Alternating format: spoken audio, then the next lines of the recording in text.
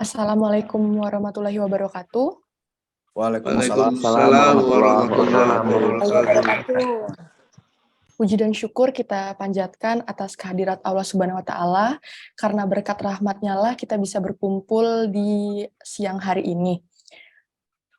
Serta salawat serta salam selalu tercurahkan kepada Nabi Muhammad SAW, dan semoga kita semua mendapatkan syafaatnya di hari akhir. Amin. Langsung saja ya Pak, saya berikan ke Pak Ansyori. Silakan kepada Pak Ansyori, saya persilakan. Ya, Assalamualaikum warahmatullahi wabarakatuh. Waalaikumsalam.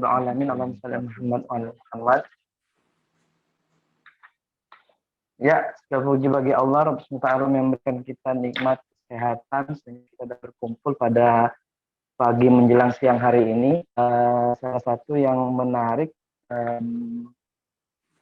dalam pagi hari ini kita melaksanakan webinar si Bima Series bersama antara Bima Sebatuk Group dengan Perhaptisme. Yang saya hormati Pak Erik Wijaya, STMT, selaku inisiator lah kegiatan webinar ini, sebagai owner Bima Sebatuk juga.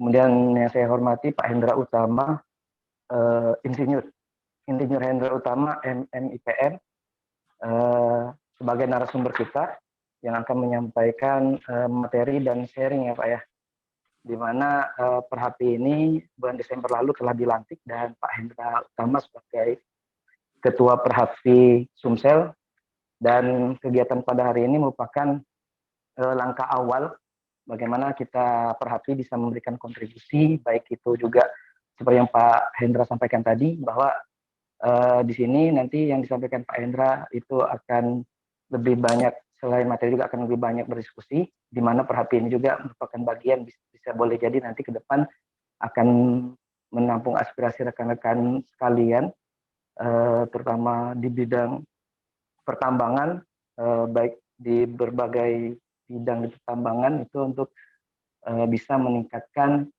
pertambangan di Sumsel, baik itu tahapan produksi maupun pasca tambang nanti, seperti itu. Sebelum ke materi, ada beberapa hal yang ingin kita perkenalkan dulu nih. Pak Hendra Utama sebagai pembicara.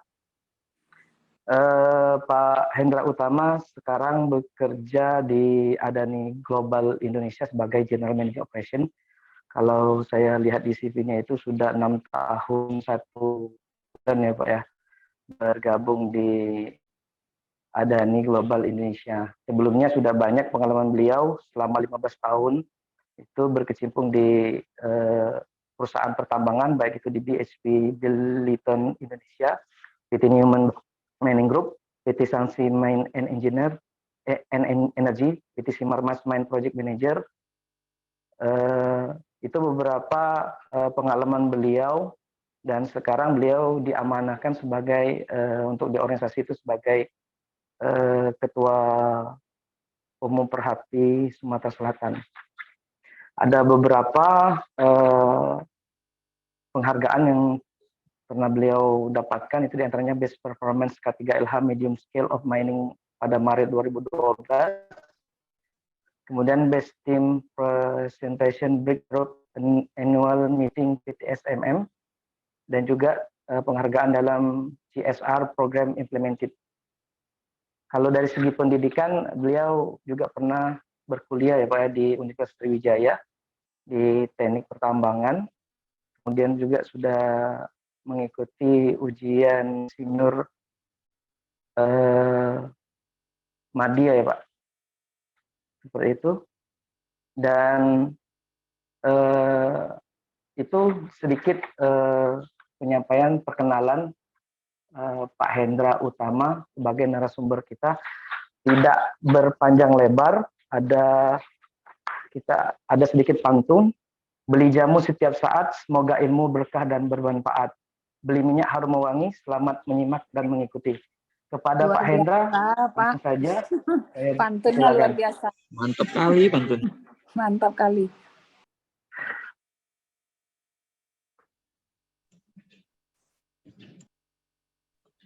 Terima kasih Pak Ansori, Mbak Ziza, suara saya bisa didengar ya? Bisa Pak, bisa. Oke, Ya. terima kasih. Assalamualaikum warahmatullahi wabarakatuh. Salam sejahtera untuk kita semua. Om Swastiastu, Namo Buddhaya, salam kebaikan. Salam K3 untuk semua peserta webinar pada hari ini. Pertama-tama saya terima kasih kepada Linda, Erik, dan Ansori yang telah menginisiasi menginspiratif kegiatan webinar bekerja sama dengan Perhapi Sumatera Selatan. Dalam hal ini saya sebagai selaku ketua pengurus daerah Sumatera Selatan diberikan kesempatan untuk menyampaikan materi pagi ini. Berkaitan dengan bulan ketiga, sebagaimana kita ketahui bahwa di Indonesia itu ada satu musim juga, ada bulan juga. Jadi bukan cuma bulan puasa, ada bulan musim hujan, ada juga bulan ketiga. Dan ini sudah sudah jadi patternnya di Indonesia ketika nanti saya akan bahas sedikit kenapa K3 bulan ketiga dinamakan bulan ketiga ya. Kenapa enggak dinamakan matahari ketiga atau program berkelanjutan? Kenapa dinamakan bulan ketiga? Tadi sudah disampaikan kurikulum vitae saya. Ya, alhamdulillah saya dipercaya sebagai ketua Perhapi pengurus daerah Sumatera Selatan tahun 2022 sampai dengan 2025. Salah satu program Perhapi, sebagaimana kami sampaikan, saya sampaikan pada saat pelantikan bahwa ya Perhapi akan, khususnya Perhapi Sumatera Selatan, akan berupaya untuk mengambil peran dalam kegiatan pertambangan khususnya di Sumatera Selatan dalam seluruh sektor, sebagaimana kita wujudkan dan kita refleksikan sesuai dengan bidangnya masing-masing. Bapak-bapak, Ibu yang saya hormati, di sini ada 52 partisipan. Salam kenal semuanya. Sebelum saya memulai beberapa menit lagi, izinkan saya nanti sebagaimana saya sampaikan tadi kepada Pak Ansori dan Pak Erik, bahwa supaya hidup keselamatan nanti ada tanya jawab, ada sanggaha atau informasi tambahan sehingga webinar kita ini tidak satu arah saja. Mudah-mudahan juga sinyal-sinyal ya itu ataupun itu bisa friendly lah, bersahabat dengan kita semua sehingga seluruh peserta bisa tanya jawab, bisa beraktivasi ataupun melakukan dialog interaktif. Demikian pengantar dari saya. Silakan Mbak Ziza untuk disampaikan materi presentasi saya pada hari ini.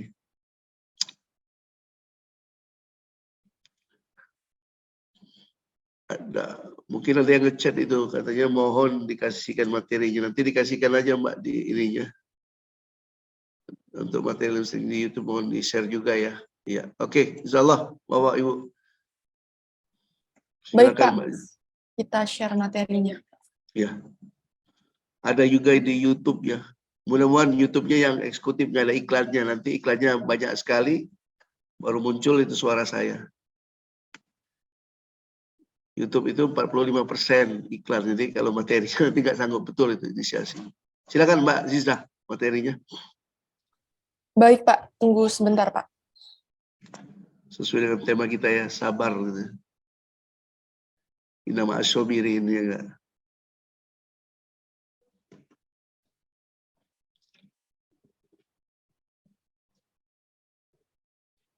Oke, Bapak Ibu yang saya hormati peserta webinar pagi ini. Jadi saya diberikan tematik oleh penyelenggara terkait dengan bulan ketiga mengenai strategi penerapan mulai ketiga pertambangan pada subsektor mineral dan batubara, yang mungkin ini tagline-nya atau ini masternya dari seluruh presentasi saya pagi ini. Jadi kalau kita lihat dari temanya strategik penerapan, Mbak, tolong di full screen mungkin Mbak itu. Ada yang full screen bisa nggak? Ada yang minta di full screen mungkin? Sebentar ya Pak, ini udah di full screen sebenarnya. Bentar ya. Oke. Tadi ada yang minta di full screen, mungkin dihilangkan satu slide. Nah, oke.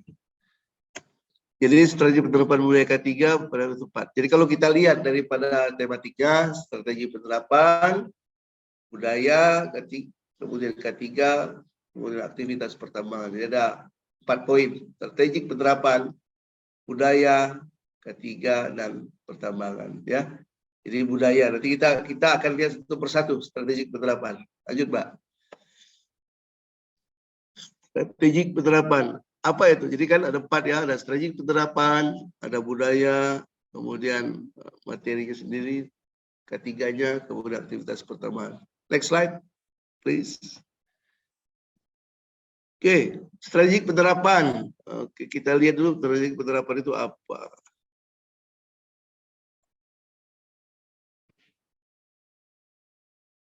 Perencanaan jangka panjang, ya. Jadi kalau bicara K3, keselamatan dan kesehatan kerja, itu perencanaan jangka panjang, Pak, long term, yang disusun untuk mengantarkan pada suatu pencapaian agar tujuan sasaran tertentu.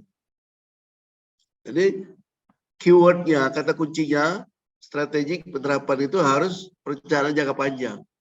Jadi dia nggak bisa hanya pada saat bulan dari 12 atau lupa ya, 15 Januari sampai pertengahan Januari sampai dengan pertengahan Februari saja pada saat bulan. Tapi strategi penerapan adalah perencanaan jangka panjang yang disusun. Jadi kata kuncinya adalah perencanaan jangka panjang. Artinya supaya K3 itu bisa terlaksana dengan baik, sasarannya mencapai, harus ada perencanaan jangka panjang. Yang kedua adalah budaya. Nah, ini kan ada strategi penerapan budaya. Budaya itu ya kita bisa terjemahkan, bisa kita cari artinya, kita searching. Budaya itu cara hidup, tingkah laku, pola hidup. Ya, berkembang. Nah, budaya ini berkembang, Mbak, nggak statis. Jadi kalau bicara tentang budaya keselamatan kerja, budaya itu keempat. Keselamatan kerja itu akan develop, dia akan dinamis, tidak satu persatu saja. Dan kalau bicara tentang budaya K3 di perusahaan, dalam satu komunitas yang sama, itu masyarakatnya luas. Jadi ada pimpinan, ada karyawan perusahaan, ada stakeholder di situ. Satu lagi kalimatnya, serta diwariskan dari generasi ke generasi.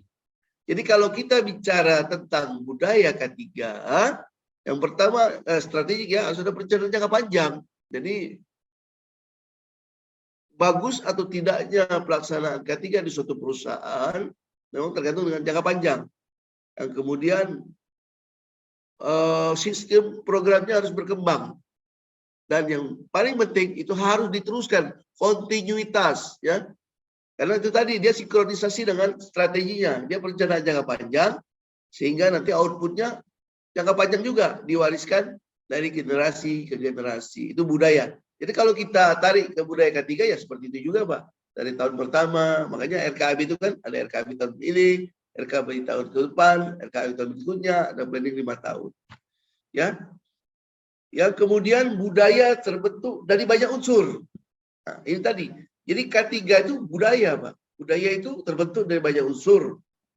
Jadi kalau kita bicara tentang keselamatan kerja, tentang kecelakaan, tentang fatality, ketidakpatuhan, tidak siapan, tidak terlaksananya suatu manajemen K3 atau SMKP kalau di pertambangan, karena budaya itu terbentuk dari banyak unsur.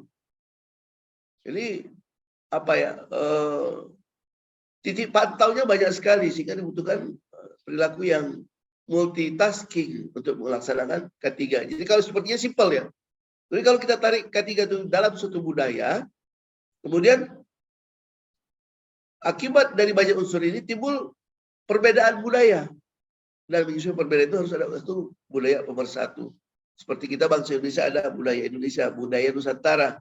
Begitu juga K3 harus ada budaya pemersatunya. Apa itu unsur budaya pemersatunya? Nanti kita bahas di slide berikutnya, ya. Jadi slide pertama keselamatan kerja. Saya pikir keselamatan kerja sudah umum lah ya. Dari pemikiran jasa, keselamatan tempat, dari elektroniknya sudah copy lah Bapak. Jadi simpel suatu budaya berunsur pada fokus K3. Ingat, budaya terbentuk dari banyak unsur. Secara simpel, budaya K3 dapat diartikan adalah suatu budaya yang berfokus kepada unsur K3. Nah, jadi kalau kita lihat K3 ini dari kacamata budaya, nggak simpel dia. Karena ingat, budaya terbentuk dari banyak unsur. dalam rangka mencegah terjadi. Makanya fatality, penyakit, pencemaran itu harus berlaku tepat. Kenapa sering berulang-ulang? Karena itu tadi budaya terbentuk dalam unsur. Jadi parameter pelaksanaannya cukup banyak. Lanjut. Nah, ada kalimat nomor 4, aktivitas pertambangan. Ini umum aja ini ya. Kapan saja bahwa dalam melibatkan unsur manusia, ada alam, peralatan kerja, dalam waktu yang sama dan komunitas yang sama. Ya, ini yang menjadi persoalan pada komunitas dan komunitas yang sama. Jadi kalau kita bahas, maka ada 4 unsur pembahasan kita pagi ini. Strategik, penerapan budaya ketiga. Jadi ada 4 unsur yang kita bahas: strategik, penerapan budaya ketiga. Lanjut. Strategik. Nah, tadi sudah dijelaskan itu. Apa perencanaan jangka panjang. Kita detilkan lagi. Apa itu strategik? Strategik adalah apa syaratnya suatu strategik dapat terlaksana dengan sukses? Bagaimana cara membuat, menetapkan strategi tersebut? Hal-hal apa saja yang dapat menghambat pelaksanaan strategik tersebut? Apa dan siapa melakukan penerapan strategi tersebut? Nah ini kita bicara ya. Jadi sepertinya dulu simpel ya ketiga itu. Ada KTT, ada apa Dewan Keselamatan Kerja, ada komunitas K3. Tapi setelah kita lihat apa sih sebenarnya? Bagaimana cara mereka memainkan peran orang per orang? Bagaimana itu bisa terlaksana? Pertama, syarat agar terlaksana strategi terlaksana adalah sebagai berikut. Nah, pertama adalah mengidentifikasikan target. Untuk memaksimalkan pencapaian target, kita harus identifikasi dulu target budaya ketiga ini. Prosesnya bagaimana, pelaksanaannya bagaimana, apa yang mau ditawarkan, apa yang mau kita perbaiki terkait ketiga tadi ya. Agar untuk pelaksanaan itu tidak terjadi kesalahan. Jadi kita harus identifikasi, harus kita inventarisir dulu target ketiga ini. Kita di pertambangan ada, di dalam RKAB itu harus ada, di dalam SMKP itu ada. Kita banyak toolsnya untuk membuat suatu identifikasi. Sehingga kita tahu targetnya arah mana, fokus kita. Kalau kita key objektifnya kita tahu, ya. Nanti key resultnya kita tahu. Oleh karena itu, yang pertama harus mengidentifikasi target ketiga ini. Lanjut, Mbak. Next slide. Lalu melakukan promosi tepat sasaran. Nah, budaya ketiga ini sepertinya simple ya, tapi setelah kita lihat dari manajerialnya, itu melakukan promosi tepat sasaran. Promosi diperuntukkan untuk mengenalkan produk budaya ketiga yang sedang ditawarkan perusahaan.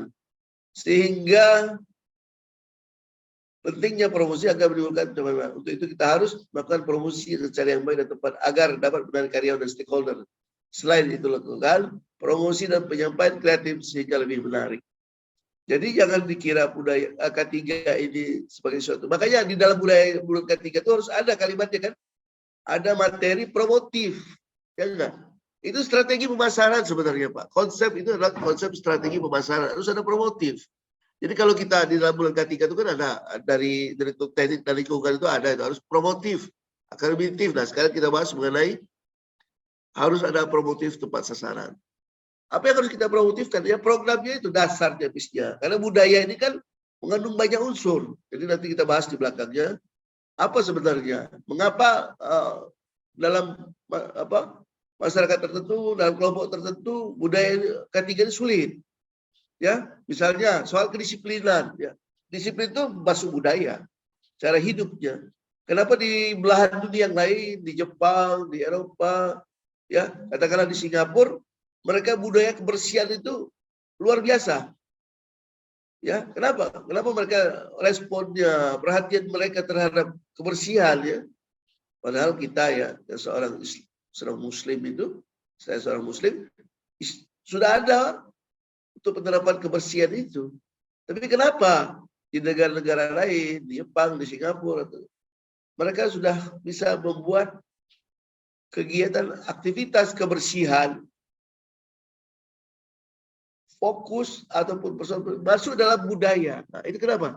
Itu tadi karena mereka memasukkan dalam segi budaya. Budaya itu kan terus-menerus diwariskan dari generasi dan perencanaan. Tidak sampai di situ saja membuat perencanaan, membuat inventory budaya, tapi harus dipromosikan. Dan promosi ini nanti akan menyangkut masalah komitmen perusahaan. Karena promosi ini ada biaya, promosi ini ada media, promosi ini ada tempat, promosi ini ada market. Jadi harusnya memang suatu tempat strategi budaya ketiga itu harus dibuat promosi. Promosinya terus menerus ya. Itu tadi bukan hanya pada bulan ketiga saja, tapi harus dilakukan sepanjang tahun operasional, ya. Sehingga harus melakukan promosi. Ya. Promosi itu tergantung nanti bagaimana caranya. Pasti setiap perusahaan punya strategi pemasaran. Ya. Kalau enggak, jadi dibuat rame istilahnya, dipasarkan mengenai budaya ketiga ini. Lanjut, Mbak.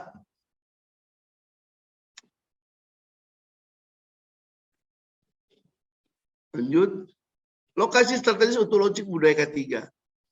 Ini strategi pemasaran juga, Mbak. Jadi kalau Bapak Ibu ya, kalau kita sudah membuat istilahnya tadi promosi, materi promosi, bentuk promosi, rencana promosi, lokasi strategis untuk launching itu di mana?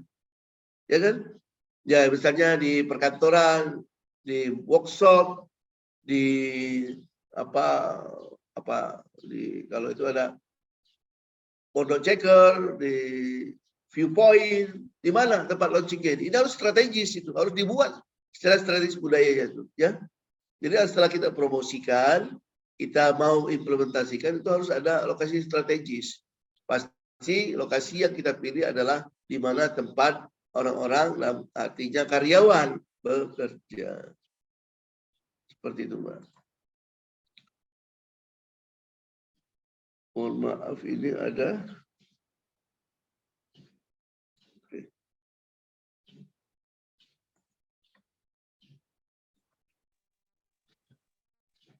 Oke. Nah inilah tentukan lokasi sebagai. Teknis ini kayaknya. Iya ya, ada yang masuk ini, Mbak. Dari AA Wins. Ini dia mau ini juga, login juga. Oke. Bisa digeser nggak itu, Mbak ya? Karena dia menutupi slide.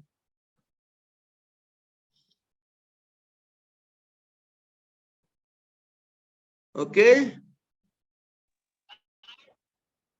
Mohon maaf. Ada gangguan sebentar, Pak. Ya, mohon maaf kepada rekan. Kita menunggu dari presentasi. Share kembali materi dari Oke. Pak Hendra. Jadi tadi sudah promosi lokasi strategi. Kalau orang jualan, kalau orang berdagang, lokasi strategi. Kalau kita kuliah dulu kan, kenal itu. Lokasi menentukan masa depan. Ya enggak? Tempat itu menentukan masa depan. Jadi kalau duduk di belakang itu lebih menentukan strategi. Jadi dalam penerapan budaya ketiga ada juga itu seperti itu. Strategis untuk launching. Karena kalau kita cuma cerita di safety meeting, di satu tempat, di kantor, indoor, sementara outdoornya tidak pernah menerima informasi, kemudian sub outdoornya kan, itu ada kantor besar, ada workshop, ada kalau itu ada pondok checker, ada dispatch, di mana tempat-tempatnya itu seperti itu yang artinya harus strategisnya, langsungnya budaya itu harus seperti itu. Lanjut, Mbak. Yang keempat, menganalisa pengamat pelaksanaan budaya ketiga. Nah, ini harus dipahami bahwa setiap suatu program, setiap suatu strategi pasti harus ada kan, makanya timbul analisa SWOT itu, strength, weakness, opportunity, dan threat. Atau kita tuh ada istilah identifikasi haradisi kan, risk analysis. Sama juga, ya apalagi kalau dalam pelaksanaan suatu strategi harus analisis pengamat pelaksanaan budaya. Kita harus paham juga, sudah kita buatkan plan-nya, kita buatkan strategisnya, analisa SWOT-nya kita masukkan, di mana weakness-nya, di mana threat-nya, di mana penghambatnya sudah harus kita cerikan.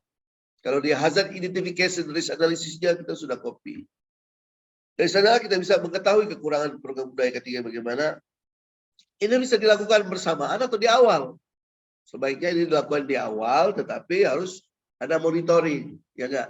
Jadi ada PDCA-nya tetap jalan. Karena kalau cuma di depan, ternyata apa yang kita buat, kita bayangkan selama ini sebagai penghambat, malah bisa saja menjadi faktor keberhasilan, faktor memperlancar proses penerapan. Jadi analisis ini dibuat nanti, konsep awalnya ada, tapi konsep pemantauannya dalam proses pelaksanaannya itu harus jalan. Karena seperti saya bilang tadi, bisa jadi semula dia thrift, bisa jadi opportunities. Semula dia itu strength, bisa jadi weakness, ya kan? Karena budaya nanti banyak mempengaruhinya tadi. Mempengaruhi banyak unsur, budaya ketiga ini tadi. Lanjut, nomor selanjutnya, Mbak. Evaluasi harus pelaksanaan. Nah, ini sama lah ya. Saya pikir semua paham lah. Apa yang sesuatu yang dikerjakan pasti harus dievaluasi. Nah, evaluasi ini bisa bicara tentang waktu ya, bisa 6 bulan, bisa 1 tahun. Saya pikir evaluasi ini sesuatu hal yang jelas lah. Setiap perusahaan, setiap jabatan, setiap posisi pasti ada evaluasinya. Nah, kita dalam soal penerapan ini harus diukur seberapa sukses pelaksanaan awalnya, periode 3 bulan, 6 bulan, ataupun dalam 1 tahun. Jadi proses evaluasi sama halnya dengan program-program yang lain. Cuma materinya dia akan melihat unsur yang kita sampaikan di depan tadi. Lanjut, Mbak. Budaya. Nah, itu tadi baru soal strategik ya. Sekarang budaya. Makanya kalau di perusahaan yang tidak punya budaya yang baik terhadap ketiga, perusahaan yang tidak punya filosofi tentang ketiga, itu sulit. Karena budaya ini cara hidup, pola hidup, perilaku hidup, Pak. Sama aja budaya ketiga. Orang harus pakai APD. Selama ini dia di rumah, di jalan, ya. Dan salah satu kultur bangsa kita tidak disiplinnya itu mempengaruhi. Sekarang dia harus terikat dengan peraturan. Harus pakai APD, harus menjalankan SOP, harus tunggu ini, harus tunggu itu. Nah, itu perilaku hidup dia. Sekelompok banyak orang yang diwariskan turun-temurun. Jadi bagaimana sulitnya dalam satu perusahaan membentuk budaya ketiga yang baik, budaya ketiga yang cemerlang, sementara unsur budaya dalam kehidupan awal-awal perusahaan itu tidak teridentifikasi, ya. Jadi kalau dia sudah bagus dalam satu perusahaan yang fokus majority terhadap ketiga, biasanya apalagi sudah perusahaan itu umurnya 25 tahun, 30 tahun, itu pasti udah jalan. Itu nggak ada challenges-nya lagi, nggak ada tantangannya lagi seperti itu. Tinggal membuat pola-pola yang baru, menambahkan saja, mengupgrade. Tapi untuk yang masih di bawah standar, ya kita tahulah fatality masih banyak, pelanggaran masih banyak, ketaatan masih banyak. Kenapa? Karena budaya nggak masuk, Pak, dalam Kompas ini. Budaya nggak pernah dianalisis. Makin dia lokasi, kan kita tahu lah, pertambangan ini titik-titik operasionalnya itu remote area, ya, jarang yang di perkotaan, di tengah-tengah ibu kota kabupaten, pasti dia remote area, majority dia di remote area. Nah, karyawan yang ada di situ, masyarakat di lingkar tambang itu sudah punya pola hidup tersendiri. Sekarang kita tarik benang merahnya terhadap ketiga. Apakah bisa ketiga ini kita jalankan kalau pola hidup, perilaku hidup mereka yang sudah terbentuk dari tahun ke tahun itu belum bisa kita rubah. Ya.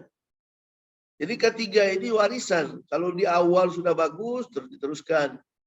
Nah, kalau di awal sudah tepat, jadi unsurnya banyak sekali. Ketiga, kepatuhan, ketiga unsurnya banyak sekali. Tidak mudah. Karena budaya dipengaruhi oleh unsur-unsur tersebut. Unsur-unsur tersebut diantaranya. Lanjut, Mbak.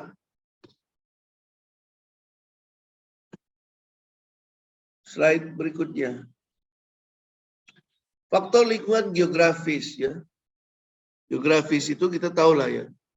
Ada istilahnya geopolitik. Ini ketiga geografisnya. Kenapa? Dipengaruhi unsur alam, unsur temperatur, ya. Kondisi tropis berbeda, ya.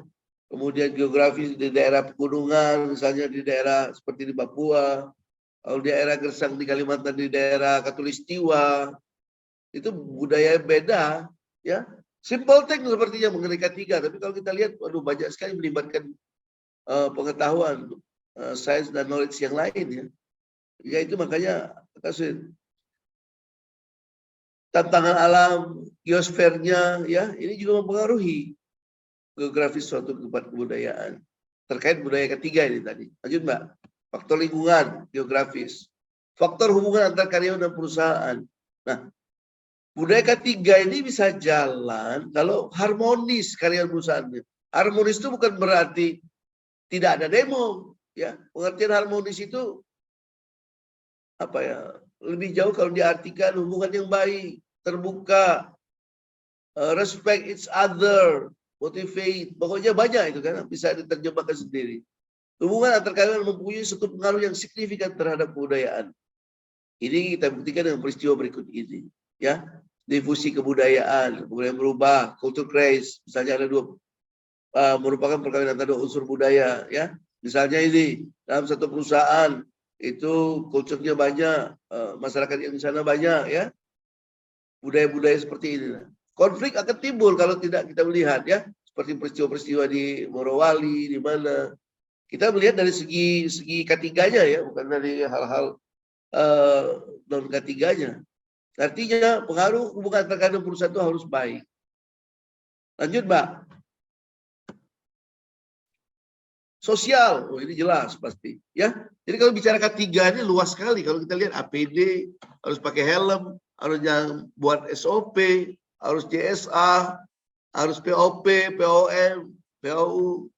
Sebenarnya faktor sosial dalam pelaksanaan ketiga itu interaksi sosialnya, watak masyarakatnya, pengaruh kebudayaan dan jenjang dimensi stratifikasi sosial.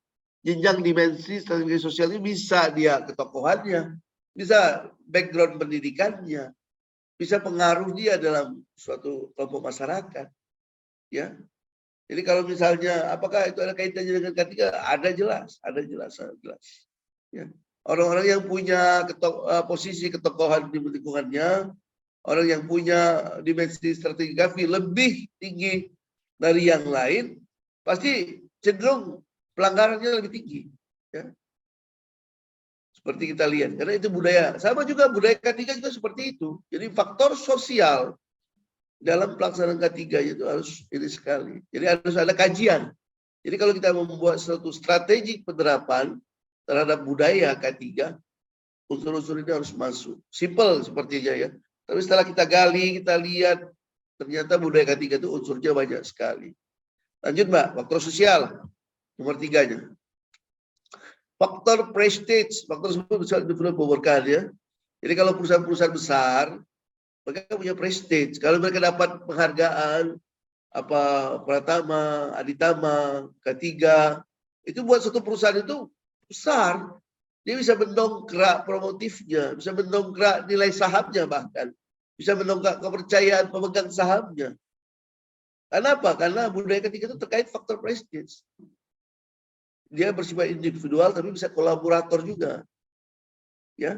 Jadi prestige, gengsi, ini tidak semudah itu. Nah makanya, ya kalau kita lihat ya kan, pemenang-pemenang penghargaan itu kebanyakan perusahaan yang sudah mapan, bahasa tanda kutipnya kan. Kenapa? Karena budaya ketiga ini bagian dari prestige dia, unsur kehidupan dia, way of life, tingkah laku dia, berbudaya ketiga yang baik. Apa istilahnya GMP lah, gold mining practice-nya itu. Jadi budaya, jadi gold mining practice itu, ya, itu kaidah GMP itu budaya itu, Bapak-bapak Ibu. Budaya itu. Dan itu digali memang oleh pemerintah untuk diterapkan. Jadi simple ya, kalau selama ini kita melihat ya, ternyata itu gold mining practice, kaidah pertama yang baik itu adalah budaya. Dan itu jangka panjang, turun-temurun melibatkan banyak unsur. Nah, termasuk adalah faktor prestige, gengsi lagi. Lanjut, Mbak. Nah, tadi sudah saya sampaikan ya kan. Itulah kalau mengenai budaya ketiga tadi. Budaya itu apa? Ketiga itu ada. Kalau misalnya nanti diberikan contoh, Bapak-bapak bisa kembangkan sendiri. Di sini kan sudah ada slide-nya, bisa diskusikan nanti di kelompok place masing-masing, di perusahaan masing-masing, ya di komunitas masing-masing. Saya di sini hanya memberikan akhir daripada slide ini, strategi. Yang pertama, komitmen manajemen terhadap keselamatan kerja. Saya yakin semua praktisi ketiga ya, ini selalu didengung-dengungkan. Komitmen manajemen. Ya. Ini harus, Pak. Kata orang itu, guru kencing berdiri, muridnya kencing berlari. Manajemen, maksudnya ini pimpinan, harus punya komitmen. Ya. Komitmen dan integritas, Pak. Jadi ada komitmen dan integritas juga masuk di sini. Jadi tidak hanya dukungan upaya, tetapi mereka harus menjalankan. untuk membuktikan bahwa perusahaan benar-benar berkomitmen terhadap keselamatan kerja. Nah, kalau dia sudah berkomitmen, itu jadi budaya, ya. Karena komitmen itu unsur budaya. Ya, harus dijalankan terus-menerus, harus dikerjakan sesuai apa yang dikatakan, harus mengatakan apa yang dilakukan, itu menjadi budaya, ya. Budaya ketiga. Lanjut, Mbak. Komitmen nomor 1, manajemen. Pasti. Kedua, peraturan prosedur keselamatan kerja. Ini turunannya kan. Manajemen bertanggung jawab untuk menetapkan protokol. Peraturan dan prosedur keselamatan kerja harus mudah dimengerti, dikomunikasikan di sosial. Saya pikir semua bapak-bapak yang ada hadir di sini pasti setuju. Dan ini, jadi peraturan ini kan dibuat, pasti dipanggil orangnya. Prosedur, DSA, ya, kemudian hierarki, itu dibuat ya sesuatu adalah berdasarkan unsur yang melibatkan banyak faktor.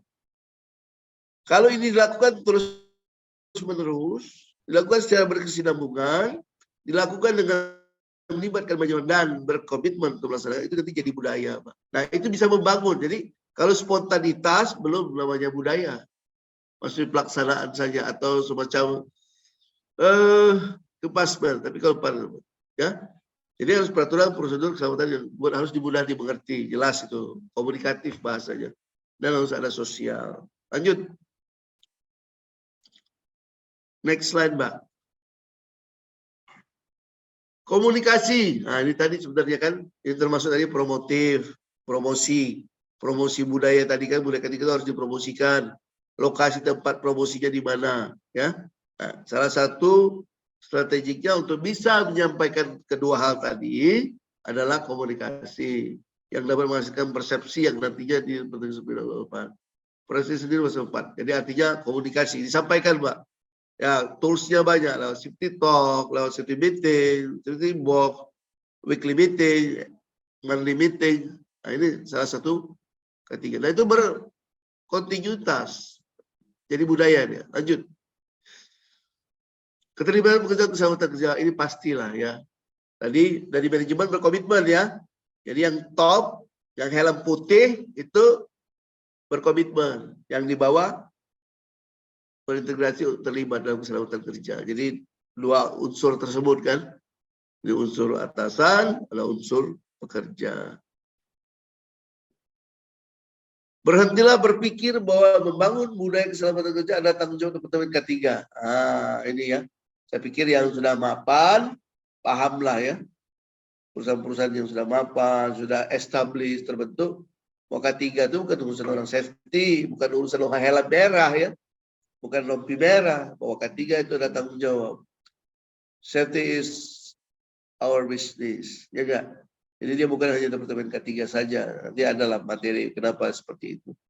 Budaya keselamatan akan menjadi lebih efektif apabila komitmen manajemen dilaksanakan secara nyata dan melibatkan langsung pekerja dalam keselamatan kerja. Nah, metodenya bagaimana? Nanti ini kan disesuaikan dengan kondisi. Tapi kerjanya komitmen manajemen. Kalau manajemen tidak berkomitmen, ya istilahnya gugur kewajiban aja ya pasti gak akan ada. Karena budaya ini kan melibatkan banyak unsur dan diwariskan dari generasi ke generasi, panjang dia. Kalau nanti dikasih SP sama pemerintah, dikasih bendera merah sama pemerintah, kemudian setelah selesai kembali lagi, ya itu tadi, dia bukan jadi budaya, ya. Apalah itu lawan dari budaya ini mungkin pola hidup sementara, perilaku sementara, ya, respon sementara. Ini bukan budaya. Jadi kalau budaya tadi pastilah unsurnya banyak dan berlangsung dalam waktu yang lama. Diwariskan. Lanjut, Mbak. Nomor 5 adalah lingkungan sosial pekerja. Ini juga dipahami, Pak. Kalau kita membangun satu perusahaan, ingin membangun budaya, lingkungan sosial pekerjanya harus terinventarisir juga. Harus terpetakan, harus terpotretkan, ya. Harus bisa dilihat dari satu tempat. Kenapa? Untuk menyusun budaya ini kan kita akan mengambil budaya-budaya unsur lokal, unsur kebiasaan masyarakat, unsur tempat, ya. Ya, semungkin ahli K3 mengupayakan sebisa mungkin perusahaan membentuk suatu lingkungan kerja kondusif, salah satunya budaya tidak saling menyalahkan bila terjadi kecelakaan pada pekerja. Nah, ini sulit ini, Pak. Ya, ini akan sulit sekali karena budaya keselamatan yang besar dapat dikatakan jika tidak ada budaya saling menyalahkan di antara pekerja dengan pekerja maupun pekerja dengan pekerja ketika kecelakaan. Tapi kita jangan inilah, ini kan spontanitas. Kita ke depannya nanti budaya yang kita bangun. Budaya keselamatan yang besar dapat dikatakan baik jika tidak ada budaya saling menyalahkan. Jangan lihat konteks di objektifnya ya. Itu tadi, underline-nya di dalam budaya keselamatan kerja nggak ada yang saling menyalahkan. Ya. Nggak ada sih yang saling menyalahkan. Cuma saling memecat sih ada mungkin ya. Oke, lanjut. Ya. Nomor 6, perilaku keselamatan. Dalam ketika perilaku lebih difokuskan pada perilaku tidak aman. Hal ini dikarenakan penyebab dasar kecelakaan yang satu dikarenakan di perilaku ya. Konsep-konsep dasar. Ini harus dilihat dulu. Kenapa orang sering kebut di Indonesia? Karena penegakan hukumnya lemah. Kenapa orang sering kebut-kebutan? Kenapa begal banyak? Pasti ada perilakunya. Ya, ada unsur perilaku tidak aman. Kenapa dia ngebut? Oh, ngejar ini. Kenapa dia ini? Nggak ada hukuman, nggak ada tindakan disiplin. Ya, jadi memang pasti akan menyakitkan. Ini akan membuatnya. Nah ini kalau kita mau membuat ini sebagai suatu budaya, memang nggak sehari 2 kali, nggak sebulan 2 bulan, setahun 2 tahun. Artinya konsep ini akan jauh hebat dalam kehidupan. Nah, perilaku keselamatan kerja merupakan hasil dari persepsi pekerja terhadap ketiga. Ini umum lah ya, pernyataan umum nggak terlalu ini, tapi Bapak bisa baca sambil melihat slide berikutnya 7. Nomor 7 Mbak, kepemimpinan keselamatan. Nah, safety leadership Pak ya. Motivasi pekerja dibangun berdasarkan pada contoh suri teladan. Motivasi pemimpin akan muncul setelah bisa dibaca sendiri ya. Pemimpin keselamatan harus menjadi role model bagi pekerjanya. Pemimpin memiliki pengaruh dalam mengubah persepsi pekerja. Bagaimana cara mereka berpikir, bersikap dan berperilaku kompleks. Lagi-lagi budaya Pak. Budaya itu banyak unsurnya, sosial, komitmen manajemen. Nah, komitmen manajemen ini bukan karena kena kartu merah, kena peringatan. Harus jalan terus, berkelanjutan, diwariskan. Baru dia menjadi budaya. Kalau dia sudah jadi budaya, efek positifnya jangka panjang dan kemandirian dalam keselamatan kerja. Pemimpin melakukan pengaruh beban itu jelas ya. Faktor keteladanan dalam safety leadership sangat diutamakan dalam membangun nilai budaya. Pimpinan dan manajer dapat memberi contoh nilai keselamatan yang ditujukan dalam perilaku yang tidak sesuai etika perusahaan. Pimpinan ini dan manajer bukan hanya manajer operation, manajer engineering, foreman, pengawas level 1, supervisor, pengawas level 2, superintendent level 3, ya, manajer itu sudah masuk dalam manajer dalam rangkaian pimpinan leadership ya. Nah, nanti kan ada namanya leadership, ada namanya atasan, ada namanya leader kan, ada namanya pimpinan, ada namanya bos, ada nama leader. Ingat di sini leader ya, leadership, leader tambah ship gitu, leader yang ship gitu ya. Jadi bukan bos, ya, safety tidak mengenal bos, safety mengenal leader. Dalam budaya ketiga, sukses strategi pelajar adalah menetapkan apa istilahnya role model dalam pelaksanaannya. Dan role model itu dicontohkan oleh leader, ya. Produknya itu leadership, perilakunya. Jadi di sini bukan bos ya. Kalau bos ini besok ini kamu kerjakan ini, tapi dia nggak masuk dalam substansi yang utama. Dia tidak bisa berjangka panjang, ya. Dia tidak hanya spontan saja. Itu Bapak-Bapak dari sekitar hampir 40 menit ya, 45 menit, 45 menit. Materi saya, mudah-mudahan materi yang singkat ini bisa memberikan wahana tersendiri, memberikan knowledge tersendiri buat kita semua, ya, terutama saya pribadi yang juga berkecimpung di dunia pertambangan, bahwa strategic plan budaya K3 itu sepertinya simple thing, tapi setelah kita lihat satu persatu itu sama dengan membangun suatu strategi yang besar, Pak. Ada strategi pemasaran, ada strategi perencanaan, ada strategi penilaian, ya, strategi audit. Jadi itulah yang bisa saya sampaikan, bahwa untuk membangun, mencegah terjadinya kecelakaan itu memang budaya, Pak. Kalau cuma ada kecelakaan hari ini, oh semua sibuk berperilaku baik. Sebulan, 3 bulan, orang Indonesia kan sudah lupa, Pak, terjadi lagi. Kenapa? Karena dia nggak menjadi budaya. budaya K3 ini. Terima kasih Bapak dan Ibu, terutama kepada Pak Ansori dan Pak Erik dan Mbak Ziza. Kami kembalikan kepada penyelenggara.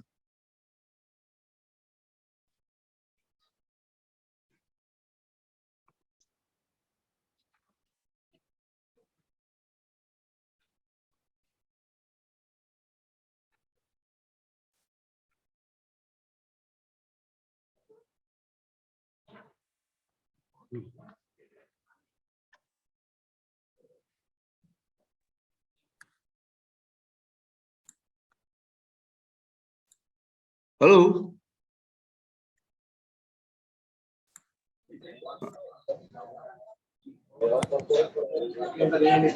Moderator. Sebentar. Suara Pak Ansorinya hilang ya, sebentar ya.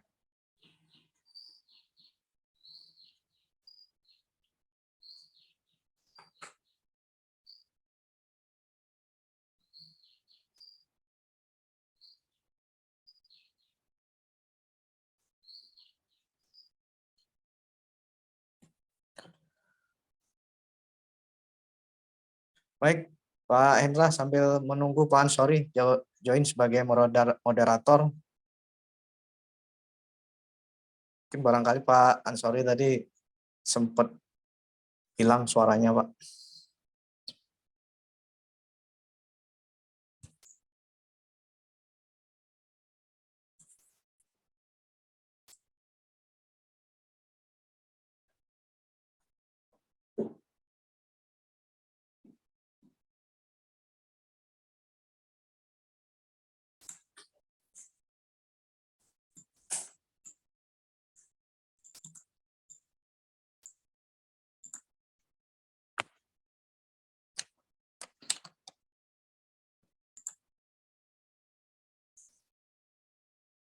Hilang suaranya, Mas Heri, hilang. Oh, hilang. Oke, baik. Suaranya bagaimana, Pak? Bagus, Pak? Sekarang bagus. Kalau Pak sip. Hendra tadi hilang. Oke, baik. Terima kasih, Pak.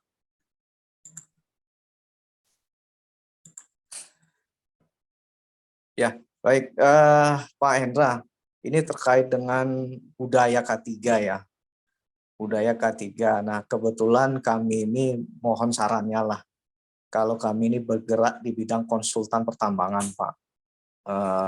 Menurut Pak Hendra, budaya K3 yang seperti apa yang misalnya bisa kami terapkan di dalam konsultan pertambangan, karena mungkin beberapa yang hadir di sini juga bergerak di bidang konsultan pertambangan, agar kiranya budaya K3 itu bisa menjiwai kita, sehingga sepakatnya adalah setujunya bahwa ke depannya kami tidak hanya menjual lah dalam artinya jasa pertambangan tersebut, tapi juga kita bisa menjual budaya kita, etik kita di bidang K3, sehingga bisa menjadi pilihan dari para klien ataupun mitra-mitra strategis itu untuk memilih, oh ini katakanlah Bima Sabartum nih sudah berbudaya K3, sehingga mungkin staf-stafnya juga sudah memiliki filosofi K3 yang baik, sehingga diharapkan pekerjaannya ini berkualitas baik lah, seperti itu. Barangkali bisa disarankan kepada kita, Pak, yang bergerak di bidang konsultan pertambangan. Nah, mungkin sambil menunggu nanti Pak Ansori bisa mengguide jalannya diskusi. Terima kasih Mas Erik ya. Memang kalau bicara tentang K3 ini kan berbeda sudut pandangnya ya. Ada perusahaan menganggap no safety no production ya. Ada juga yang wah ya benar konsepnya itu, no safety no production, product is number one. Ada juga yang perusahaan bilang ya yang penting jangan sampai fatality aja. Jadi orang melihat safety itu yang nggak apa-apa ya, penting jangan sampai mati, jangan sampai kecelakaan. Ada yang bilang juga ya yang penting gugur kewajiban aja, jangan sampai kita kena kartu merah, kena surat peringatan. Jadi yang pertama Mas tadi sudah dari depan ya Mas Erik ya, bahwa K3 ini budaya Mas, memang nggak mudah. Kalau kita lihat sebenarnya K3 ini ya, Simple thing-nya. Tapi setelah saya juga kaji juga hari-hari bicara, ternyata budaya. Budaya itu keyword-nya tadi sudah muncul. Dia melibatkan banyak unsur, artinya banyak nih faktor-faktor yang mempengaruhi. Dan harus diwariskan generasi ke generasi. Nah, itu modal awal. Modal berikutnya harus ada komitmen dari manajemen. Harus ada integrasi dari karyawan. Harus ada pengetahuan. Jadi kita membahas budaya, ya pastikan unsurnya mungkin lebih simpel lah dibandingkan dengan budaya sosial, budaya masyarakat Indonesia atau masyarakat dunia. Tapi kalau kita bicara tentang budaya, Mas, itu sudah dijalankan belum secara terus? Perilaku yang benar, perilaku yang normatif, perilaku yang berasaskan kebenaran, apakah sudah dijalankan secara terus-menerus? Nah, kita paling nggak bisa komitmen. Orang Indonesia itu udah lupa kan, ini pengaruhnya.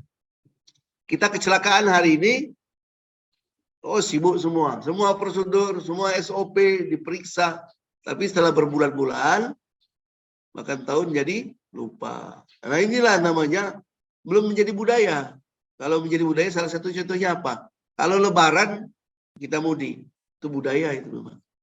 Ya, jadi bagaimana K3 ini bisa menjadi suatu budaya? Ya unsur-unsurnya dipenuhi memang. Ya, pertama tadi harus ada komitmen, ada SOP, ada segala macam ya. Hardware-nya harus kita sampaikan. Tapi yang paling susah itu software-nya. Komitmen, berkesinambungan, terus menerus, contoh teladan. Nah itu software kalau hardware-nya. Jadi kalau perusahaan yang bagus safety-nya itu Mas, ya katakanlah satu perusahaan apapun ya, komitmennya beda memang dia. Jadi dia bicara tentang safety ya, misalnya BHP atau Dupont aja ya. BHP salah satu perusahaan nomor 1 di dunia di bidang pertambangan. Dia bicara safety itu sudah 100 tahun yang lalu. Diikutnya sampai segini. Ya, jadi kalau kita baru bicara pada hari ini pas. Jadi kalau pertanyaan Mas Erik tadi, bagaimana dia bisa menjalankan budayanya? Ya kita harus telaah dulu. Sosial masyarakatnya gimana? Kalau misalnya di sana nggak biasa pakai helm, terus kita pakai helm, sulit pasti. Kalau misalnya kita pas di tempat saya ini angka kecelakaannya tinggi, angka fatality-nya hampir tiap tahun, nah periksa aja itu udah. Apakah sudah menjadi budaya, komitmennya bagaimana, integrasi karyawannya bagaimana, kemudian apa ya, apakah ada promosi ya. Jadi budaya itu kan panjang ceritanya. Selain harus penambungan, harus ada promosi, harus lokasi strategi pemasaran, promosinya di mana. Jadi kalau misalnya, ya itu tadi kita kalau misalnya ada klien seperti itu Mas, ada apa klien yang menanyakan ya kita potret dulu. Kita potret di mana persoalan yang ada. Nah itu tadi biasanya kalau yang berskala besar dia memang komitmen, tapi yang berskala kecil. Tapi sebenarnya skala besar skala kecil nggak ada hubungannya ya kan. Kita punya regulator ya, bapak-bapak di SDM, ada regulator. Jangan bilang wah Pak saya perusahaan kecil Pak nggak ada uangnya. Pak saya perusahaan besar, silakan bapak butuh berapa ya. Nggak bisa seperti itu kalau soal membangun budaya kan. Budaya ini itu tadi. Kalau K3 sebagai aturan, K3 sebagai kewajiban, nah sekarang masih dalam tahap seperti itu Mas. Tapi kalau budaya, ada duit nggak ada duit, mudik Lebaran. Ada COVID nggak ada COVID, mudik Lebaran. Itulah budaya. Nah begitu juga safety ini. Kalau dia sudah jadi budaya positif maksudnya K3 ini pasti jadi seperti itu. Itu Mas Erik.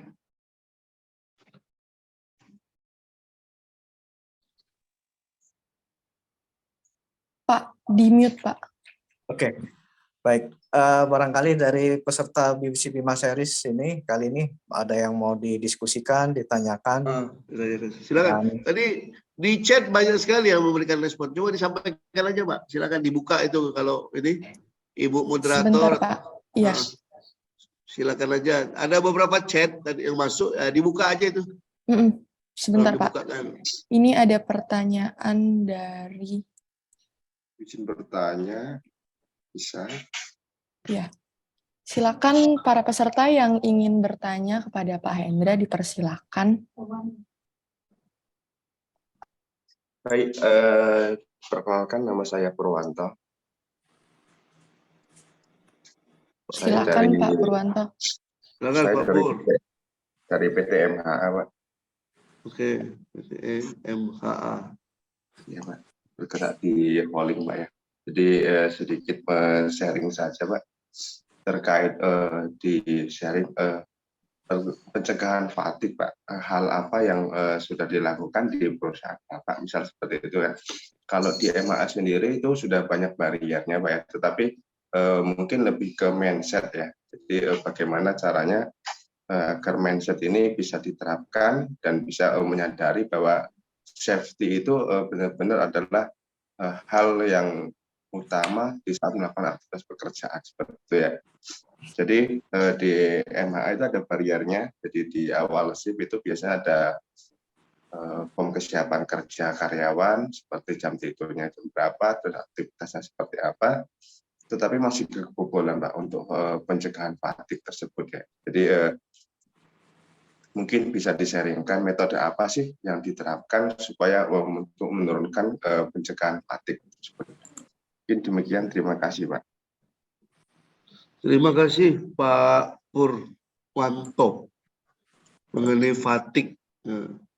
Fatigue ini ada dua, Pak. Fatigue karena dia beban pekerjaan, fatigue karena memang dia tidak beristirahat dengan baik, rest manajemennya dia nggak atur gitu ya. Kebetulan saya juga pernah bekerja ikut shift malam lah, agak cukup lama Pak. Saya kerja di shift malam itu. Memang kalau kerja malam itu ada fatigue-nya, Pak. Ya, pengalaman saya antara jam 3 sampai jam 5 itu titik terlemah, Pak. Lewat dari jam 5 udah sehat itu. Kurang dari jam 3 itu. Jadi kalau sekadar share aja pengalaman saya kerja malam itu Pak, itu titik fatigue-nya di 3 sampai 5 dini hari. Ya. Jadi waspadai di 3 sampai 5. Bukan berarti yang lain tidak. Konsep fatigue ini harus tadi Pak, budaya mencegah kecelakaan tadi kan, budaya panjang. Ini kan melibatkan banyak unsur. Dia tinggal di mana? Oh, tinggal di rumah, di kampung. Dia tinggal di townside, di mes, ya. Nah, itu harus dilihat juga. Kalau dia tinggalnya dia ngekos, dia nyewa di luar pemukiman perusahaan, ya itu memang mudah terpapar, Pak. Saya juga banyak pengalaman kecelakaan alat-alat berat, ya. Kebagian itu karena mereka kerja di luar. Mereka tidak bisa memanage masa istirahatnya. Salah satu membangun, Pak, kembali ke budaya tadi. Dan ini harus ada ketegasan. Harus ada peraturan bahwa karyawan yang bekerja shift. Nah, salah satunya, Pak, karyawan yang masuk malam harus kembali ke barak. Di luar malam boleh dia kembali ke rumahnya. Tapi karyawan yang masuk malam masuk barak. Tidur di barak, maksudnya di mes ya, di mes perusahaan. Nah, itu harus kalau kita komitmen. Atau sejak awal kita membuat komitmen bersama sampai kan pengawas ada. Kalau dia sudah lihat tanda-tandanya, kan ada tes fatigue itu di pertengahan jam 12 mau makan, jam 1 ada tes fatigue.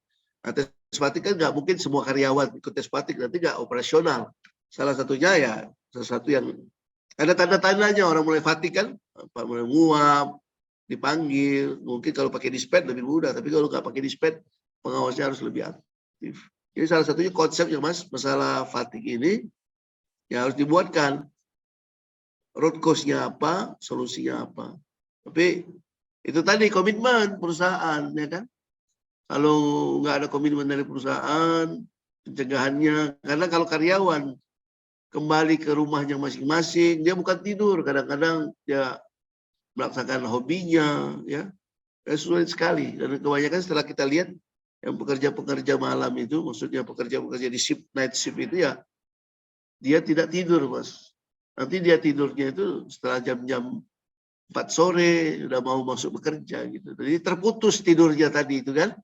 Nah, tidur yang terputus itu nanti nyambungnya muncul di di jam-jam 3, jam 5 gitu. Demikian Pak Pur, kalau ada tanggapan atau masukan yang lebih dari saya sampaikan, monggo Mas. Atau dari yang lain Mbak Ziza. Baik, Pak. Terima kasih Pak Hendra. Kira-kira dari Pak Purwanto? untuk menanamkan mindset, kalau untuk bariernya sudah kita laksanakan semua, Pak, termasuk patik cek, terus inspeksi kata sandi di saat malam, speak up seperti itu kan, dan juga di saat induksi sudah kita sampaikan juga. Cuman untuk menanamkan mindset bahwa keselamatan itu adalah yang utama di saat melakukan aktivitas pekerjaan. Nah, itu mindset itulah yang belum kita bangun, Pak, sehingga masih kebobolan seperti itu ya. Nah, Itu sih, Pak. Saran saya memang itu tadi, budaya itu kan melibatkan banyak unsur, Pak. Jadi penerapan budaya K3 yang baik itu pasti melibatkan mindset, pasti paling susah karena sosial. Tadi sudah saya paparkan di depannya kan. Ini Bapak ini aja identifikasi aja kan. Hasil identifikasinya apa? Dari analisisnya muncul itu, Pak. Itu teori kan. Pelaksanaannya ya kita kembalikan di sistem manajemen keselamatan pertambangannya. Kalau dia tahu dia kurang tidur, ya coba lihat hasil investigasinya apa. Kurang tidur atau dia di rumah punya anak kecil, ya kan? Karena saya lama, Mas, lebih dari 10 tahun saya kerja malam itu.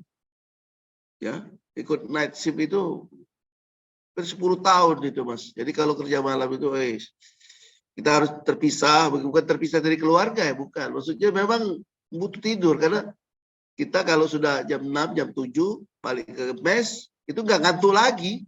Pastilah itu nonton TV, cerita ngobrol-ngobrol jam 9 pagi, 10 pagi. Jadi nggak ini, Mas. Apalagi nanti orang pulang kerja, kita masih tidur, jadi banyak faktornya. Mungkin mesnya harus terpisah. Yang shift dengan yang shift, ya kan? Kalau enggak ribut, geladak-geluduk, terbangun.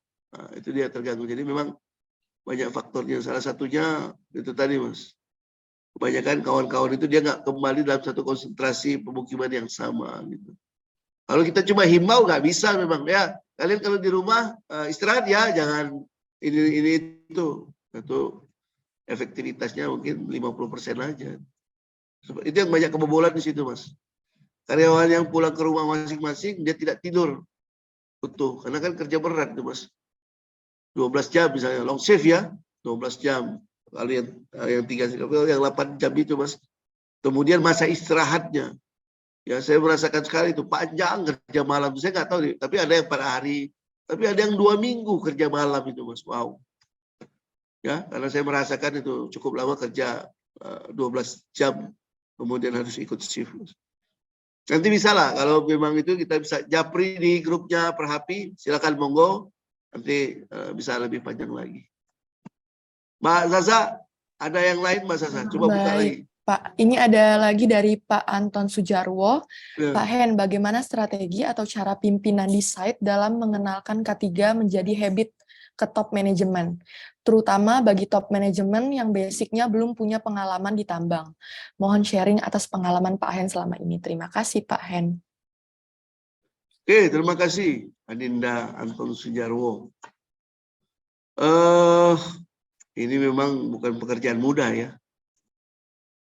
Kalau dari top bottom itu bisa itu karena air itu mengalir dari atas ke bawah, gravitasi ya, normal. Tapi kita ini dari bawah mau ke top manajemen harus ada tools nggak? Ya harus ada tools. Pompa air nggak bisa dia ngalir dari bawah ke atas, harus ada pompa. Atau kita geser, kita pindahkan aliran itu supaya dia pindah dari atas taruh ke bawah, levelnya yang lebih rendah, bisa gravitasi. Jadi tidak mudah memang kalau kita, karena kita melawan hukum alam itu istilahnya ya, menggunakan ke top manajemen. Kalau air kan pasti ke bawah seperti saya sampaikan.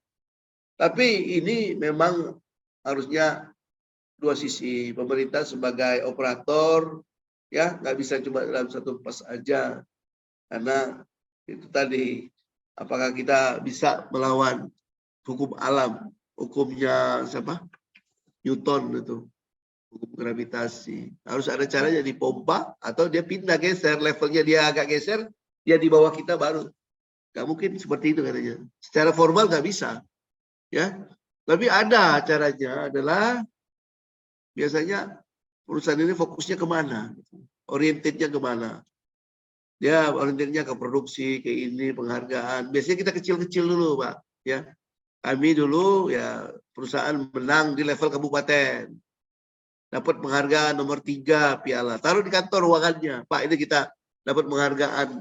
Kemarin menang cepat tepat lomba K3. Apa itu K3 katanya? Apa? Nah, dia jangankan dia paham, tahu tentang program budaya itu, K3 pun dia nanya. Itu pengalaman saya. Kita dapat juara 3 nih, Pak, antar kabupaten. Taruh piala di ruangannya. Dia pikir, habis itu kita dapat juara lagi, Pak, di level provinsi. Pak, ini hadiah, Pak, juara di level provinsi. Oh, mantap katanya. Apa ini? Ini kemarin, Pak, mengenai begini-begini. Lingkungan kemarin kami, oh, dapat lagi. Terus begitu masuk proper, dapat lagi hijau atau biru ya. Nah, memang harus ada prestasi. Kalau menghadapi pimpinan-pimpinan seperti ini, prestasi, Pak, kami butuh finansial. Ini yang kadang-kadang nggak kelop, memang ya. Nah, kalau salah satu poinnya membangun prestasi untuk keperluan top management. Kalau enggak gitu nggak bakal dia. Apa misalnya ketika kita menyampaikan, Pak, produksi kita hari ini bagus, Pak. Ya. Tapi kalau kita cuma mementingkan produksi, kemudian ada kecelakaan, terhambat juga di portal juga, ya akan sulit menyampaikannya. Nah, membangun budaya di dalam perusahaan, kondisi perusahaan seperti ini tambah sulit lagi. Jangka panjang memang, nggak bisa 2 tahun, bahkan harus 1 repelita itu. Kecuali perusahaannya 50-50 lah, antara iya dan tidak. Tapi kalau memang masih jauh dari apa istilahnya benchmarknya sendiri, itu ya memang jauh. Tapi prinsipnya seperti itulah, harus ada prestasi-prestasi yang menggugah, atasan bisa.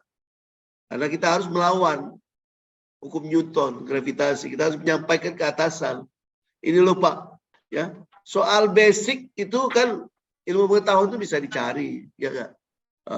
Pak, dia nggak punya pengalaman di tambang, tapi keinginannya ya, kepo-keponya dengan pertambangan kuat. Gitu. Kalau dia, masalahnya kadang-kadang dia pakai ilmunya itu, saya bos, I don't care, saya nggak mau tahu, pokoknya produksi. Nah, ini tadi kerjaannya nggak mudah. Salah satu konsepnya tadi yaitulah prestasi memang. Dan prestasi itu nggak bisa dibangun sehari 2 hari. Ya kan, prestasi itu harus ikut lomba itu ikut kompetisi, ya kan. Harus dibangun. Kalau cuma kita ngomong, Pak, begini-begini, nggak bakal memang. Demikian, Adinda Anton Sujarwo. Yang lain silakan share, Pak. Jadi kalau saya ditanya, nanti dikira saya guru besar. Enggak juga sih, Pak. Maksudnya, di-share aja pengalaman-pengalaman budaya ini. Karena ini memang kita sering budaya ya. Ternyata dalam itu, budaya K3 itu dalam sekali maknanya. Iya. Baik, terima kasih Pak Hendra. Ini dari rekan-rekan ada yang mau Anda memberikan tadi pertanyaan lagi? ada Mbak, ada chatnya tadi siapa? Mungkin dibuka lah, ada berapa? 4 ini chatnya. Ini ada lagi Pak, dari Pak Jeffrey Gunawan. Izin bertanya Pak, jika berbicara mengenai K3, terkadang kita hanya fokus pada keselamatan kerja. Bagaimana kewajiban perusahaan atau owner maupun kontraktor kepada karyawan dalam bidang kesehatan, terutama yang bekerja di remote area?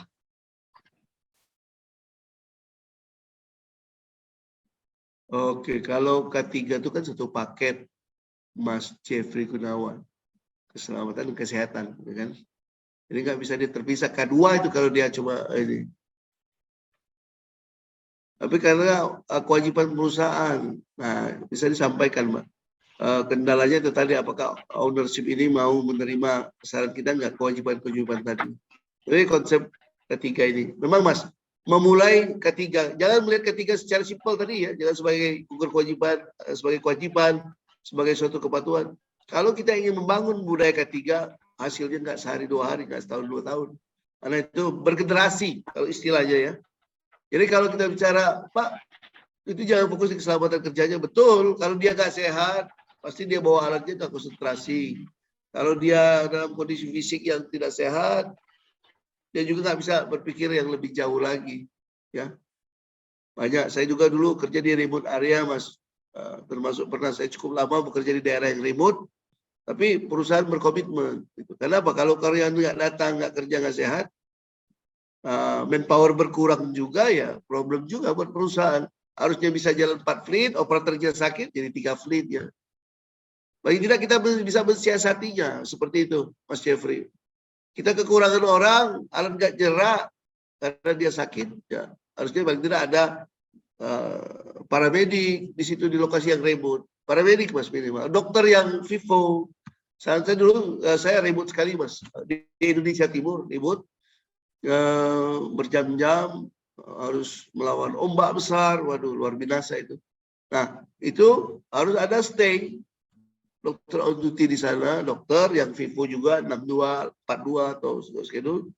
Kemudian harus ada paramediknya. Itu wajib Mas, wajib. Dan bisa disampaikan juga lewat KTT-nya bahwa itu. Apalagi kalau remote dan perusahaan akan mengalami kerugian kalau karyawannya sakit kan. Dia nggak bisa kerja, pekerjaannya. Apalagi kalau misalnya itu tadi saya bilang, contohnya dia satu fleet, operatornya nggak masuk, spare-nya juga nggak ada, ya nggak jalan itu. Drop langsung produksinya. Biasanya kalau sudah cerita tentang produksi, owner ataupun kontraktornya langsung ini Pak, terbuka mata hatinya Pak, mindset-nya kata orang. Demikian Mas Jeffrey Gunawan. Baik. Ya, maaf, ini ada sedikit gangguan di jaringan. Ini sudah pertanyaan kedua ya Mbak Ziza ya? Ini ketiga Pak Ansyori. Oh, sudah ketiga ya? Ya. Oke.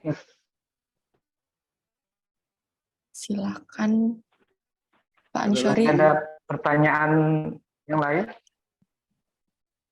Silakan raise hand. Rekan-rekan yang izin mau bertanya. Silakan Pak, kalau ada yang ingin share pengalamannya ya.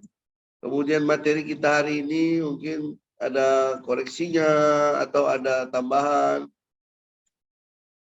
Betul sekali apa yang disampaikan Pak, perusahaan skala besar saja masih kurang, kadang-kadang apalagi yang kecil. Nah ini kalau yang besar kurang, kayaknya kita harus lihat dulu Mas ya. Perusahaan itu punya budaya.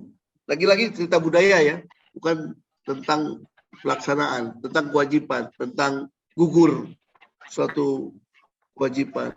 Tapi kalau membangun budaya itu tadi memang ada sosialnya, faktor ininya, ya. Jadi luas cakupan budaya. Nah makanya mohon maaf, kebanyakan perusahaan-perusahaan yang mapan seperti PTA, PTB, ya lebih establish, komprehensif dan komit terhadap ketiga. Kenapa? Karena membangun budayanya sudah waktu yang panjang. Fokusnya, angle-nya sudah lebih besar. Jadi memang lebih ini. Tapi kalau misalnya ada perusahaan berskala besar juga masih kurang ya, mungkin ada titik jenuh yang harus diberikan. Silakan kalau ada masukan yang lain Pak. Oke, itu yang terkait skala besar. Kemudian apalagi ini. Strategiknya, pemaparannya memang ini ya. Kita hanya fokus pada keselamatan. Kalau masalah kesehatan itu harus Mas sampaikan juga kalau kepada ownernya, kalau apalagi kalau remote ya, susah kita. Saya dulu berjam-jam sampai 6-7 jam melewati lautan Mas. Jadi kalau nggak ada paramedik, nggak ada dokter ya perusahaan akan rugi. Silakan Bapak-bapak yang lain share boleh, menyampaikan informasi boleh, atau terkait bagaimana kegiatan Perhapi ke depan, monggo. Siap. Mungkin sebelum yang lain, sambil menunggu yang lain, Pak Hendra, mungkin ada beberapa hal yang ingin kita diskusikan juga. Terkait ini Pak Hendra, kalau kita lihat kan sekarang ini kan mungkin sudah banyaklah kegiatan atau bisa dikatakan leading indikator yang dilakukan oleh banyak perusahaan untuk mencapai ya, salah satunya kalau dari Kemnaker itu kan ada namanya zero accident seperti itu. Ini yang merupakan yang ingin dicapai seperti itu. Nah, semakin dari tahun ke tahun kalau kita lihat dari data-data sudah banyak kegiatan-kegiatan dilakukan, tetapi dari data-data pula lagging indikator dampak itu masih tinggi, seperti tingginya angka kecelakaan kerja maupun fatality termasuk di dunia pertambangan. Nah, kalau ini kan jadi pertanyaan, kok banyak hal yang sudah dilakukan, tetapi kenapa semakin hari semakin meningkat? Salah satunya saya mungkin berpikir bahwa di antaranya mungkin karena pencatatan kita yang lebih baik dan kemajuan dari sosial media ini yang menjadi dengan pencatatan yang baik menjadi insiden-insiden yang terjadi itu tercatat dengan baik, sehingga memang dari tahun ke tahun terjadi tingginya angka kejadian insiden, Pak. Menurut Pak Hendra bagaimana dengan statement tadi? Ini harus ada sinkronisasi dulu Pak Ansori. Kecelakaan kerja itu penyebabnya apa? Jadi jangan misleading ya. Banyak hal yang sudah kita lakukan untuk perbaikannya, ini, itu, ini. Tapi kira-kira menghilangkan substansi penyebab kecelakaannya atau tidak? That's number one. Pak, perusahaan punya program ini, Pak, perusahaan punya itu, kami sudah banyak hal. Tapi kok kecelakaannya masih? Makanya kalau kita melakukan investigasi kecelakaan, penyebab dasarnya, faktor penyebab langsung, penyebab dasarnya apa?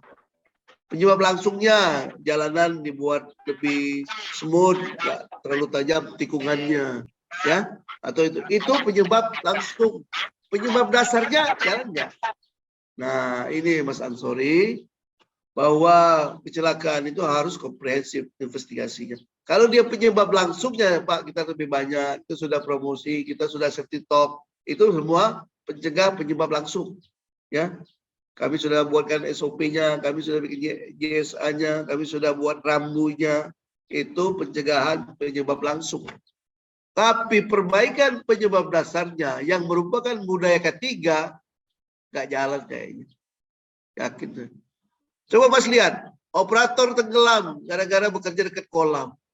Saya yakin semua perusahaan sudah dapat informasinya. PTA operatornya tenggelam, ekskavator. PTB operator ekskavatornya tenggelam, PTC sama semua. Saya yakin perusahaan-perusahaan lainnya seluruh Indonesia sudah melakukan hal yang sama.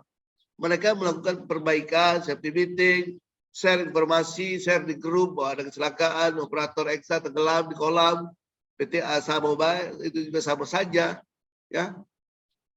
Kenapa? Karena penyebab langsungnya yang mereka lihat. Penyebab dasarnya mungkin tidak. Nah, penyebab dasar ini bagian daripada budaya. Ya, perusahaan sekelas PTA yang besar, nggak bisa nyebut juga. PTB saya pernah semua di perusahaan raksasa tuh Mas. Kecelakaan nggak? Iya, padahal kita nggak akan bahas produksi kalau belum bahas ketiga. Jadi kita dulu kalau meeting sama expatriate, ya itu bicara keselamatan kerja dulu. Nggak, produksi nggak dibahas kalau ada. Tetapi apakah perusahaan-perusahaan yang mapan seperti itu, berskala internasional, 5 besar internasional, ya, bahkan BHP pun number 1 in the world, nggak pernah lepas. Kenapa? Karena budaya Mas, susah budaya ini. Nah, kalau kecelakaan, jadi bagaimana cara menghilangkannya? Budaya, jadi penyebab langsung, penyebab dasarnya sudah dipermudah. Kalau kita masuk ke skop yang lebih luas, budaya, aduh, nggak selesai. Jadi biasanya ada panduan penyebab dasar, penyebab langsung. Nanti kalau ada operator eksa tenggelam lagi di kolam, aduh ya, semua pasti juga bingung juga ya. Pasti informasinya operator eksa tenggelam di kolam, mati. Operator eksa di PTB tenggelam di kolam, mati. Fatality. Ini waduh, gimana ya?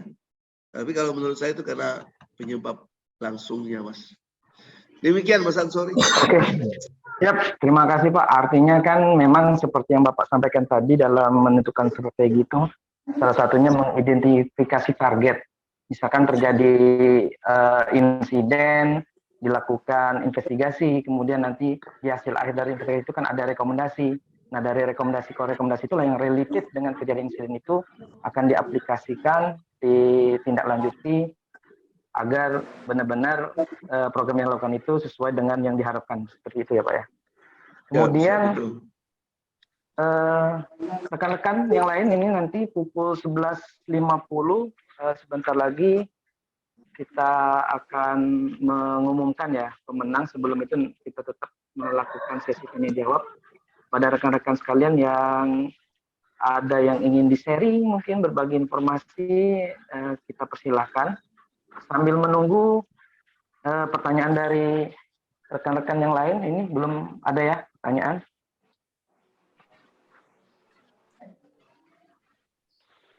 Oke. Mungkin masukan juga nih Mas, buat modal yang hadir di sini Ya, juga ya. Ya. Selama ini pemerintah memberikan apa sepenuhnya kepada KTT, Kepala Teknik Tambang, masalah K3 ini, khususnya K3 dan lingkungan hidup lah ya. Nah, saya usulkan juga pemerintah melakukan juga komunikasi dengan direktur perusahaan, ya kan? Tapi selama ini sudah pemerintah dalam arti SDM sudah bilang, oh kami sudah punya KTT, cukup KTT yang menjadi mitra kami, tempat kami berdiskusi. Padahal enggak juga. Tidak semua KTT punya kemampuan untuk melaksanakan budaya K3. Tidak semua KTT bisa menjalankan fungsi dan wewenangnya K3. Coba ajak pemilik, owner perusahaan untuk sama-sama, ya. Kalau selama ini yang dikejar KTT, sementara KTT juga punya keterbatasan ya. KTT juga manusia gitu. Tapi dikit-dikit KTT, karena saya juga KTT dulunya ya. SDM ngejar KTT, Padahal KTT juga punya handicap ya. Nah, mungkin dia tadi saya bilang, bisa nggak KTT melawan hukum gravitasi? Saya nggak bisa ngomong lagi soal hukum gravitasi tadi kan. Harusnya juga ada dari SDM bersama-sama, bukan cuma KTT. Ya, pemiliknya, ownership-nya dilihat juga. Ya misalnya kita lihat aja ya, pemerintah lihat kecelakaan yang sama Mas. Masuk lubang, ekskavator, masuk lubang, ekskavator, masuk lubang, ekskavator, masuk lubang. Empat. Longsor, mati longsor. Ya, nanti waktu investigasinya KTT, padahal KTT sudah bilang, Pak, nggak bisa, ini harus geotek, ini harus sempat, nggak, nanti batu banyak keluar. Karena enggak itu. Ya, jadi konsepnya harus diperbaiki juga. Saya setuju. Saya pernah bicara di forum KTT. Ya, karena nggak bisa budaya ini kan ya. Budaya ketiga adalah dari top manajemen harus komitmen. Ya, top. Nah, jadi kalau misalnya sudah terkootopsi, yang tanggung jawab itu KTT, yang bisa didelik aduan itu KTT, wah itu kayaknya nggak pas. Karena komitmen top manajemen kan, seperti ditanyakan tadi. Nah, itu harus dibuat lah itu. Kalau ada apa-apa yang dipanggil Pak Pol, itu KTT. Ya. Jadi nggak bisa, karena budaya, keselamatan kerja ini budaya, harus banyak orang, unsurnya luas. Ada lagi? Ada pertanyaan Pak dari Radityo Wicaksono ini di obrolan. Izin bertanya Pak, bagaimana menerapkan safety agar selaras dengan produktivitas, sedangkan kita tahu bahwa percepatan sangat bertentangan dengan unsur safety. Gimana menyiasatinya agar kerja cepat namun safety? Terima kasih banyak sebelumnya. Pak Ansyori dan Pak Hendra, mohon maaf, ini ada Bu Nurbaiti yang mau menambahkan terlebih dahulu. Silakan Bu. Boleh. Boleh, baik. Terima kasih Bapak. Mungkin ini saya tadi mendengar dari pertama ya, alhamdulillah saya dapat pengetahuan banyak Pak ya. Nah, tetapi mungkin ada masukan dari saya mungkin berarti mungkin ya Pak ya. Nah, pada saat kita akan memberikan satu budaya, mungkin bisa jadi karena ini untuk keselamatan kerja, yang paling tidak di kelompok itu kita buat kelompok-kelompok kecil dulu Pak. Jadi yang bertanggung jawab itu adalah di dalam bidang kelompok-kelompok kecil tadi. Sehingga untuk kita yang di top manajemennya bisa memantau dari ketua-ketua kelompok tersebut. Jadi kita evaluasi. Pada saat mereka melakukan hal-hal yang terbaik, artinya kita beri reward-nya. Paling tidak reward-nya mungkin kasih ucapan selamat, barangkali kita sampaikan dengan teman-teman ini nih, kelompok ini nih luar biasa gitu. Bukan cuma reward itu kita berikan sesuatu, misalnya itu mungkin jauh ya Pak ya, alangkah banyaknya yang akan kita berikan reward. Tapi paling tidak di dalam momen-momen tertentu, mungkin kita kasih A+ lah, nih untuk kelompok ini luar biasa. Nah rasanya budaya-budaya itu akan lebih mengkerucut lebih baik Pak, kalau mungkin diberikan satu kelompok-kelompok kecil. Bagaimana kita menerapkan budaya K3 itu di areal tambang yang luas itu. Mungkin itu ya Pak ya. Ini saya juga banyak Banyak ilmu saya dapatkan hari ini. Terima kasih Pak. Siap. Assalamualaikum. Waalaikumsalam warahmatullahi wabarakatuh. Terima kasih Bu Nurbaiti masukannya. Ya mungkin mau ditanggapi Pak Hendra? Betul Bu. Tadi kan budaya tadi kan dimulai dari kelompok-kelompok kecil ya. Perorangan, bahkan bukan lagi kelompok kecil, perorangan, kelompok kecil, kelompok sedang, kelompok besar. Itulah. Jadi budaya itu kan komprehensif. Setuju, betul dan setuju bahwa itu harus dimulai dari perorangan, kelompok kecil dipantau. Nanti dipantau oleh level yang kelompok menengah. Memang seperti itulah Bu. Ada rantai ya. Ada semacam apa itu istilahnya tuh multi level bukan multi level marketing tapi multi level supervisi ya, itu setuju dan memang harus seperti itu Bu, karena budaya ini kan dimulai dari kelompok kecil dulu bahkan dari perorangan kemudian nanti bagaimana diberikan ya. Kalau saran saya harus ada reward lah, reward itu kan variasi ya, tapi kalau cuma good job selamat nanti dibilang sama anak buah, wah kalau cuma selamat sama good job nggak bisa belikan pulsa Bu, nggak bisa belikan susu anak katanya kan. Iya. Kalau Bapak Hendra good job selamat nggak bisa dibelikan susu anak Pak, kalau cuma selamat sama good job aja. Nah, Iya benar Pak. itulah. Setuju. Tapi saya setuju budaya itu kan, budaya itu unsurnya banyak, mulai dari personal, perseorangan, kelompok kecil, kelompok menengah dan kelompok besar. Betul sekali itulah budaya dan itu harus seperti itu. Ya. Tadi kasih, ada, Pak ya, sama-sama. Saya juga yang terima kasih Bu. Bagaimana menerapkan safety agar selaras dengan produktivitas, sedangkan kita tahu percepatan. Nah inilah tadi Pak, katanya safety ini musuh produktivitas. Ya kalau bahasanya kan bertentangan. Ini bahwa percepatan sangat bertentangan dengan unsur safety. Itu tadi saya bilang tadi kan, kita mau geotek, Pak ini harus segini apa. Overall slope-nya jangan kasih aja tegak-tegak, nanti batu baranya banyak hilang. Betul sekali itu ya, tapi menurut saya beda filosofi ini. Budaya K3 nggak seperti itu.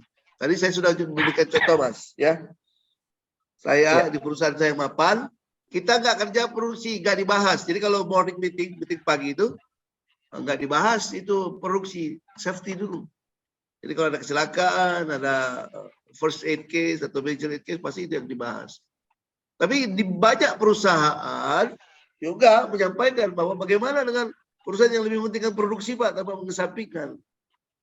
Nah itu tadi saya bilang, kita punya operator, kita punya regulator. Mau ya jangan KTT terus, dikit-dikit KTT, ya. KTT dikumpulkan beribu-ribu di Jakarta waktu di Bandung, tapi nggak diberikan kesempatan untuk bicara. Ada 1.000 orang KTT kumpul di Bandung bulan November. Tapi tujuannya apa? Merubah mindset perusahaan tadi. Budaya KTT itu kan pengen budaya, dia tahu lah standarisasinya. Tapi budaya tidak bisa dilakukan oleh seseorang saja, harus dari atas. Nah, ini mindset yang harus dirubah. Produksi itu menghambat apa safety. Sebenarnya enggak Mas, ya. Kalau kita melihat justru kalau nggak ada safety malah banyak bahayanya. Kalau safety ini punya biaya, betul. Jadi bukan memperlambat. Kalau saya nggak pernah, produksi tidak pernah dihambat oleh safety. Tapi kalau unsur safety ini ada biaya, itulah yang orang kadang-kadang top management mikir. Tapi kalau ya nggak usah safety diabaikan, enggak lah. Karena kalau sudah kecelakaan pasti. Tapi itu tadi memang panjang pembahasannya. Saya sarankan ini bagus dibahas di sini. Tapi kalau ada pertemuan ya dengan direktur teknik ISDM itu harusnya ada kesempatan bicara seperti ini. KTT itu harus lebih berani dari anggota dewan. Ya. Jadi ketika dikumpulkan di Jakarta setiap tahun, jangan hanya satu komunikatif, one way komunikatif. KTT itu persoalannya apa? Pelaksanaan budaya K3 kenapa? Didengarkan oleh pemerintah. Pemerintah, oh KTT, ini KTT. Nanti KTT sampai di saja ditanya, apa yang kamu bawa itu? Harus enggak usah katanya. Nah, inilah maksud saya untuk merubah hal-hal seperti ini memang harus punya ini. Bagaimana cara mensiasatinya? Ya itu harus dibahas. Saya agak sulit ini karena belum tentu strategi yang saya sampaikan, bisa berkenan. Tapi pada umumnya sampaikan aja. Kalau safety tidak pernah menghambat proses. Kalau safety itu ada biaya ya, tapi ya di RKAB ada safety. Jadi hal apa, ya kan? Kita bilang aja, Pak, RKAB itu ada unsur safety, ya. Ada kegiatan, ada biaya, jadi nggak bisa dikesampingkan. Demikian, Mas Ansori dan Mas Eri. Ya, Pak Hendra. Siap. Memang sebagai seorang HSE juga, kita kalau di dalam Dirjen 185 itu perusahaan itu kan sudah dibagi dalam menerapkan keselamatan pertambangan. Makanya ada safety maturity level. Nah, di antaranya itu tingkat, dia baik itu tingkat dasar, tingkat reaktif, terencana, proaktif, ataupun resilient. Nah, ini juga harus menjadi kepada kita insan HSE atau insan K3 bahwa dari kita dulu menilai sebatas mana perusahaan kita itu dalam kategori maturity safety maturity level. Nah, dari sana seperti yang Pak Hendra tadi sampaikan bahwa menerapkan budaya ini sulit, bukan dengan membalikkan telapak tangan, harus dilakukan dalam jangka waktu yang lama. Makanya kita sampaikan di sini dari judul kita ada strategi yang kita capai di jangka panjang. Nah, ketika kita sudah menilai perusahaan itu pada posisi mana, dari sana bisa kita lakukan peningkatan seperti yang strategi yang disampaikan oleh Pak Hendra tadi, ada beberapa poin. Nah, dengan terkait percepatan tadi sebenarnya masuk juga di poin yang disampaikan Pak Hendra tadi terkait strategi budaya K3, salah satunya komunikasi. Misalkan nih di awal tahun kan pasti ada pembahasan terkait RKAB, bagaimana mencapai target produksi. Nah, target produksi yang ingin dicapai ini perlulah dikomunikasikan. Nah, ini tidak bisa tercapai kalau hanya orientasi kepada produksi saja. Artinya berbagai departemen harus dilibatkan bagaimana cara mencapai produksi ini agar lancar dan tercapai. Baik itu juga dari sisi AIS-nya. Benar yang saya sepakat sekali yang sampaikan Pak Indra tadi, memang harus berani menyampaikan ke manajemen seperti itu. Karena balik lagi kalau bicara biaya ini kan terkadang berbicaranya pengeluaran ya Pak ya. Tapi memang begitu pola pikir pengusaha atau owner. Tapi kalau mereka berpikir yang dikeluarkan K3 itu merupakan investasi untuk menjaga aset, menjaga ketersediaan produksi, pasti akan berbeda pola pikirnya. Dan memang ini menjadi tugas bersama, terutama insan HSE yang di depan untuk bagaimana menyampaikan data-data bukan hanya sekadar kualitatif, tapi juga bisa dikuantitatifkan seperti itu dari sisi informasi kepada manajemen. Jadi itu kesimpulan yang disampaikan Pak Indra tadi. Nah, mungkin karena belum ada pertanyaan ya Pak ya. Ini kan di bentar, Mas Adi. Pak Indra. Itu dari, mohon maaf, ada Pak Amran Mulyadi. Ada Pak Amran. Ya, Pak Amran. Pak Ansori, raise hand. Ya. Dibuka. Silakan Pak Amran. Amran.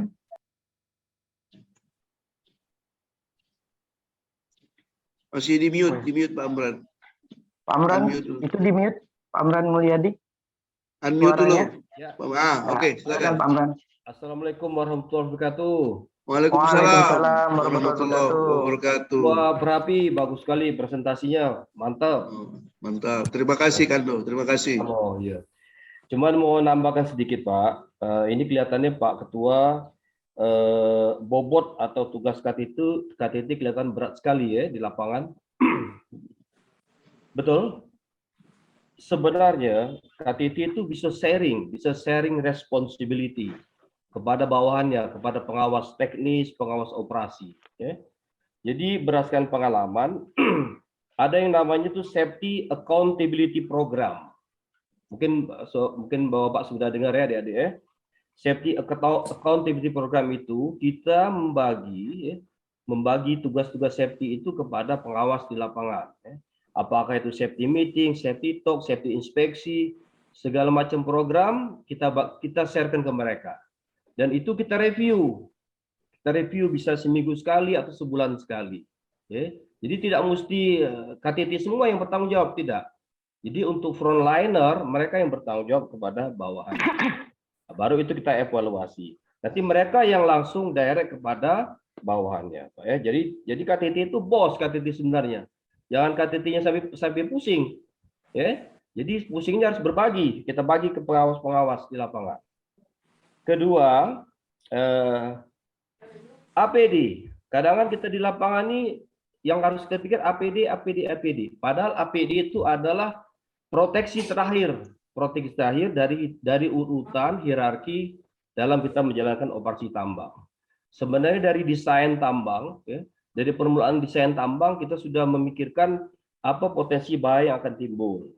Kemudian lagi implementasinya, konstruksinya, pada saat pembuatan infrastrukturnya itu juga sudah kita harus pikirkan bagaimana safety-nya.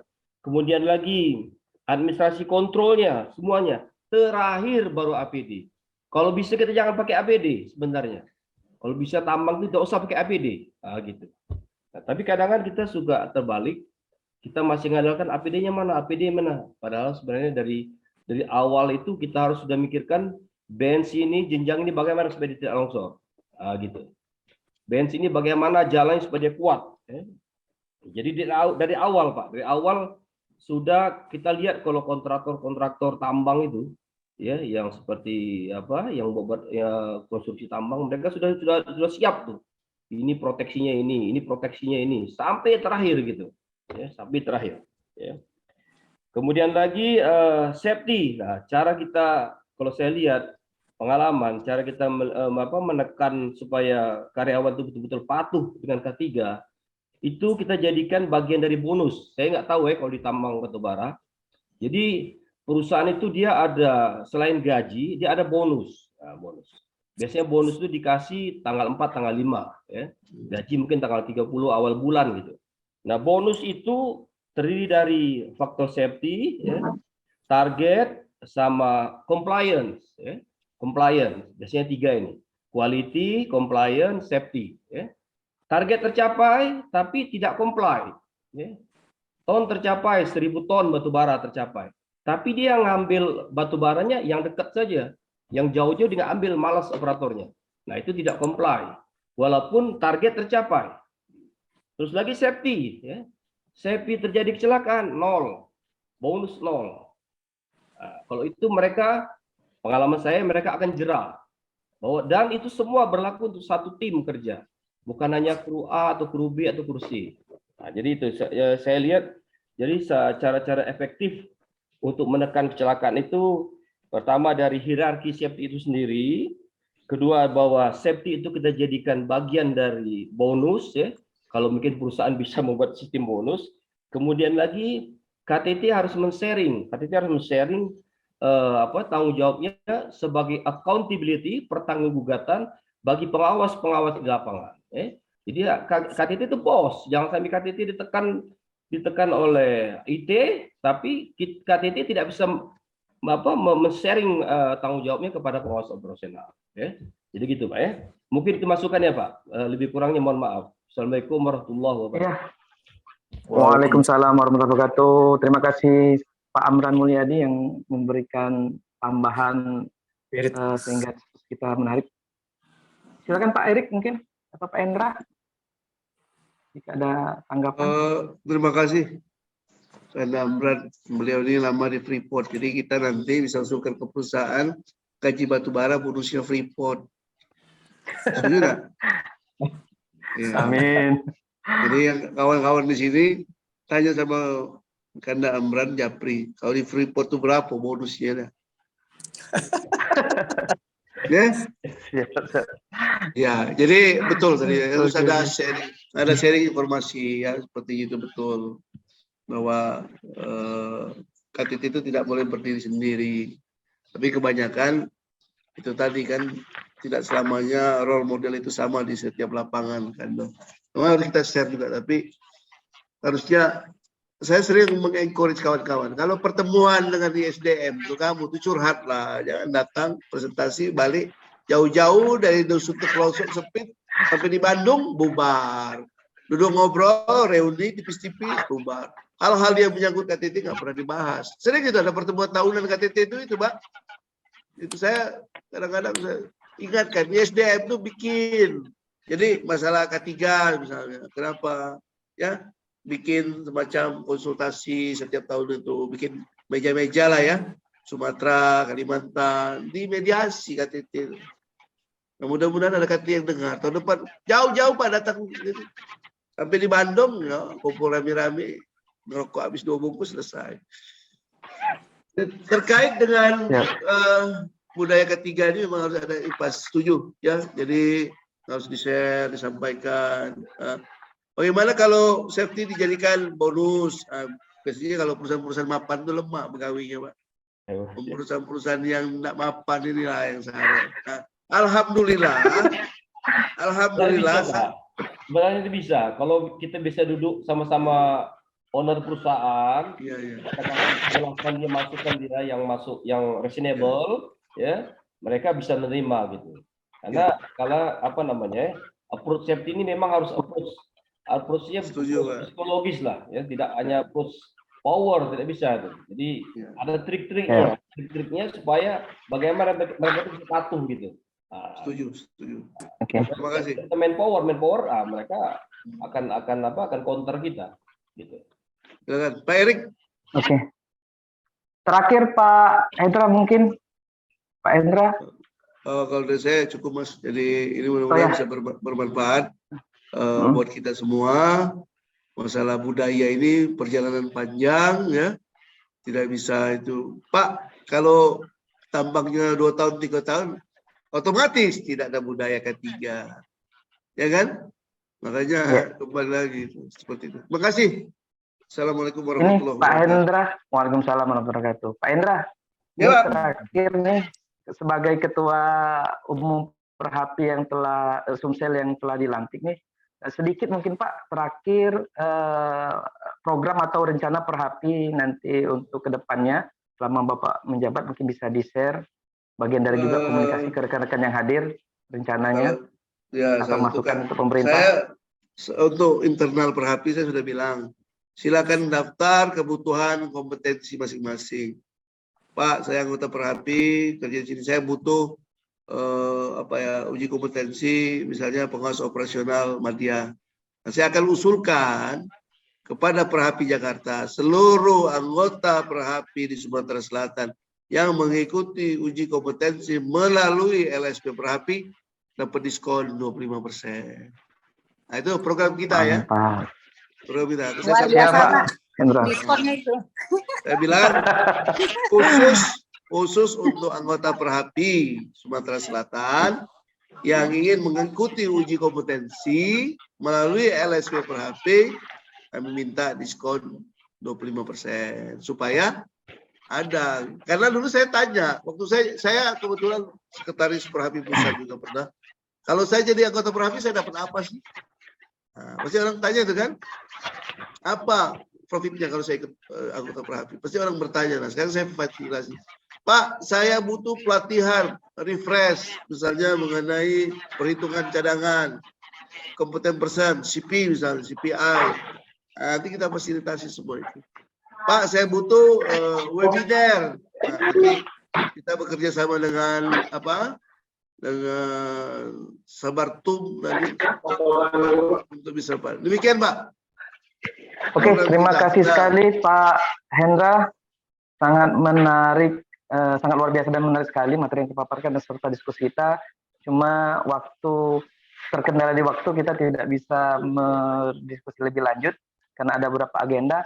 Untuk informasi, seperti yang disampaikan Pak Hendra tadi, jika memang rekan-rekan sekalian yang belum tergabung di Perhapi atau ada keinginan, mungkin bisa menyampaikan ke panitia dari Bima Sabartum mungkin untuk pendaftaran segala macam untuk bergabung sebagai anggota Perhapi. Demikian Pak Hendra ya. Terima kasih atas Pak Hendra atas materi penyajian informasinya.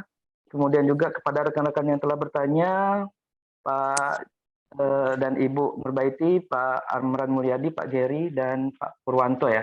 Terima kasih atas pertanyaan-pertanyaan yang diberikan. Mudah-mudahan bisa bermanfaat. Saya tutup dengan kesimpulan ya Pak ya. Pertama, ada beberapa hal yang disampaikan oleh Pak Hendra.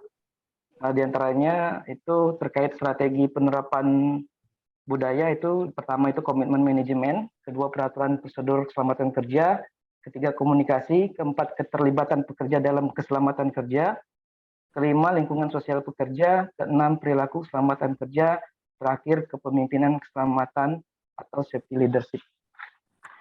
Demikian kesimpulan bisa saya sampaikan, mudah-mudahan bisa bermanfaat. Nanti bagi rekan-rekan yang cukup tertinggal mungkin mengikuti webinar ini bisa nanti dicek dalam channelnya Bima Sabartum.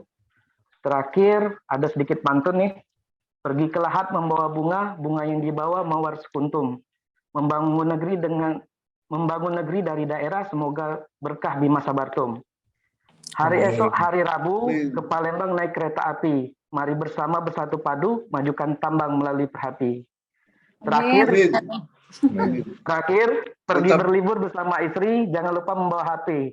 Target usaha menggapai produksi dengan menerapkan SMKP. Ya, demikian terima kasih rekan-rekan sekalian, Indra dan para Luar panitia. biasa. Saya kembalikan kepada MC dari Mbak Ziza. Pada Mbak Ziza, saya persilakan. Baik, terima kasih Pak Ansyori dan Pak Hendra. Ini kita sudah di penghujung acara ya Pak. Izinkan saya untuk mengumumkan pemenang lomba desain poster dan kontes foto pada bulan K3 tahun 2023 ini. Desain poster dimenangkan oleh Pak Ari Suhendra dan konteks foto dimenangkan oleh Pak Amran. Selamat kepada para pemenang. Bisa ditampilkan, Mbak? Ditampilkan? Oh, sebentar, Pak. Mungkin ininya tadi, fotonya sama ini tadi. Hasil karyanya. Bentar ya, Pak Hendra. Pak Amran aku udah tahu. Aku ikut ngerame-ramein aja Pak, supaya foto bisa kasih juara lah aja Pak Aziza nih. Fotonya mana? Fotonya terus ininya mana? Biar semua melihat. Sebentar ya Pak. Apa? Oke, untuk rekan-rekan boleh diisi absennya ya.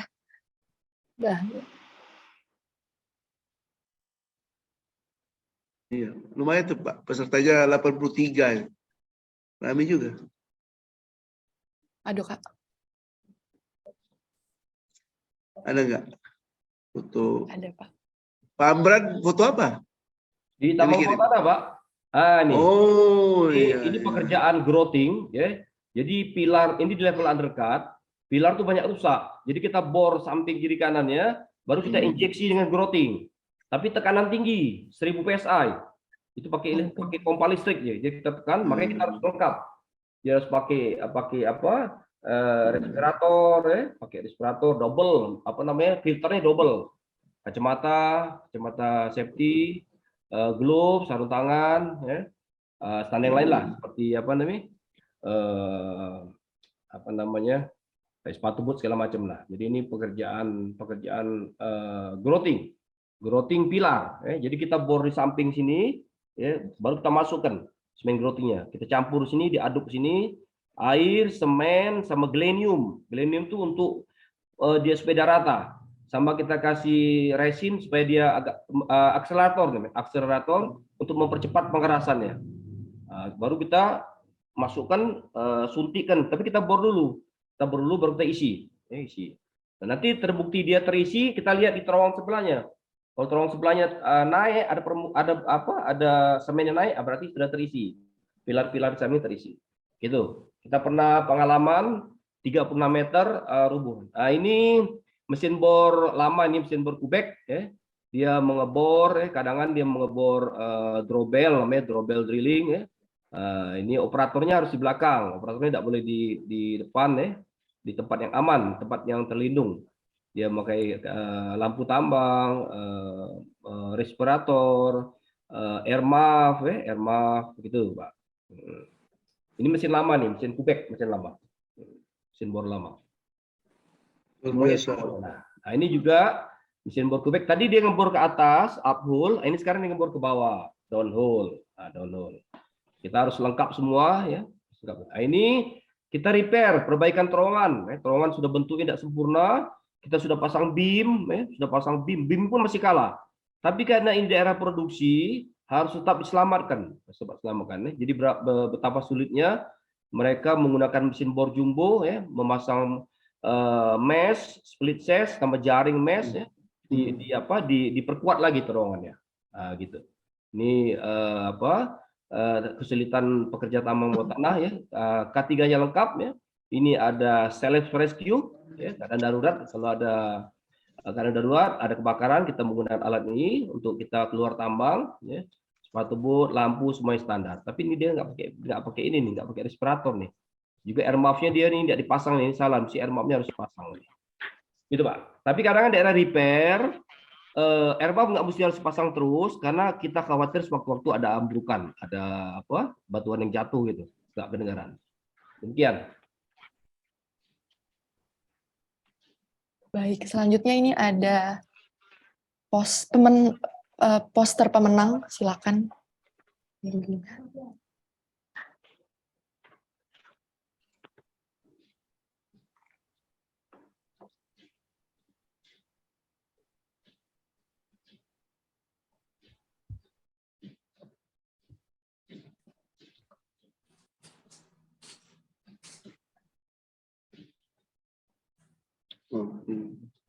Kepada Pak Aris Suhendra. Ini boleh Poster. ini nggak? Diperbanyak nggak untuk poster-poster di perusahaan? Izin. Bagus Pak ini. Ya, Boleh, boleh Pak. nggak? Boleh ya? Pak. Boleh, Pak. Apalagi untuk tempat campaign boleh, Pak. untuk ditempel Ada, di Pak. Pak Bagus Aris sekali, Pak. Suhendranya ada yang izin ya, Pak Aris Suhendra? iya, Pak. Bisa ya kami perbanyak untuk di foto, tidak komersial tapi untuk sebagai safety sign di beberapa tempat. Iya, Kapan bisa. ini cukup bagus ya. Ya. Kalau sudah ada bawahnya hak cipta Aris Suhendra, Institut Teknologi Sumatera itu ya. Ah ya, Pak. Betul. Oh ya. Bagus sekali Pak posternya, bagus. Iya. ITS ya. Oh sampai ke Lampung berarti ya. Oke. Iya. Lampung ITS itu. Iya. Sudah, oke. Oke, Pak, terima kasih. Nanti saya coba itu bagus posternya. Selamat Edukasi. kepada Pak Aris Suhendra dan Pak Amran ya. Baiklah, kita sudah sampai di penghujung acara. Sebelum menutup acara Si Bima Series kali ini, mari kita foto bersama. Kepada rekan-rekan bisa on cam sebentar ya. Karena ada 3 slide, saya akan hitung mundur mulai dari 3. Sekitar 3 kali foto ya. Baiklah, langsung saja. 3,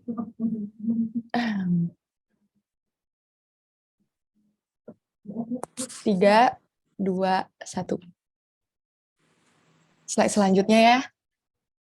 3, 2, 1. Slide yang terakhir. 3, 2, 1. Baik.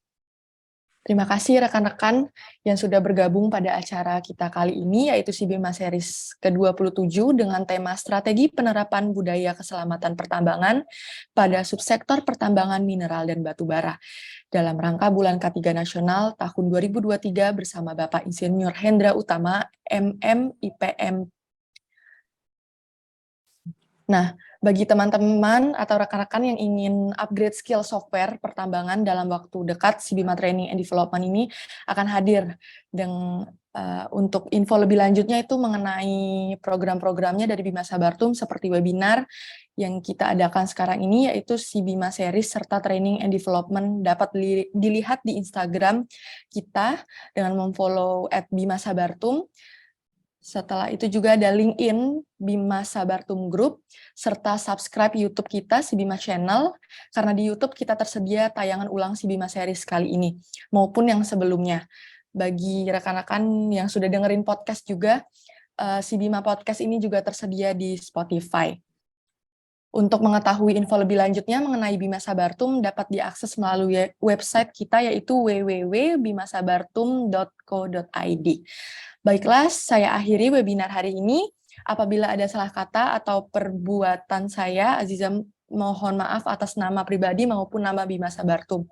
Saya pamit undur diri. Wabillahi taufik wal hidayah. Wassalamualaikum warahmatullahi wabarakatuh. Waalaikumsalam. Waalaikumsalam warahmatullahi wabarakatuh. Izin lab Pak Hendra. Ya, sama-sama semuanya. Ya, Live terima ya. kasih Pak Hendra, terima kasih Pak Ansori, terima kasih untuk para peserta Sibima Series 27 ini. Sampai ketemu di Sibima Series di berikutnya. Oke.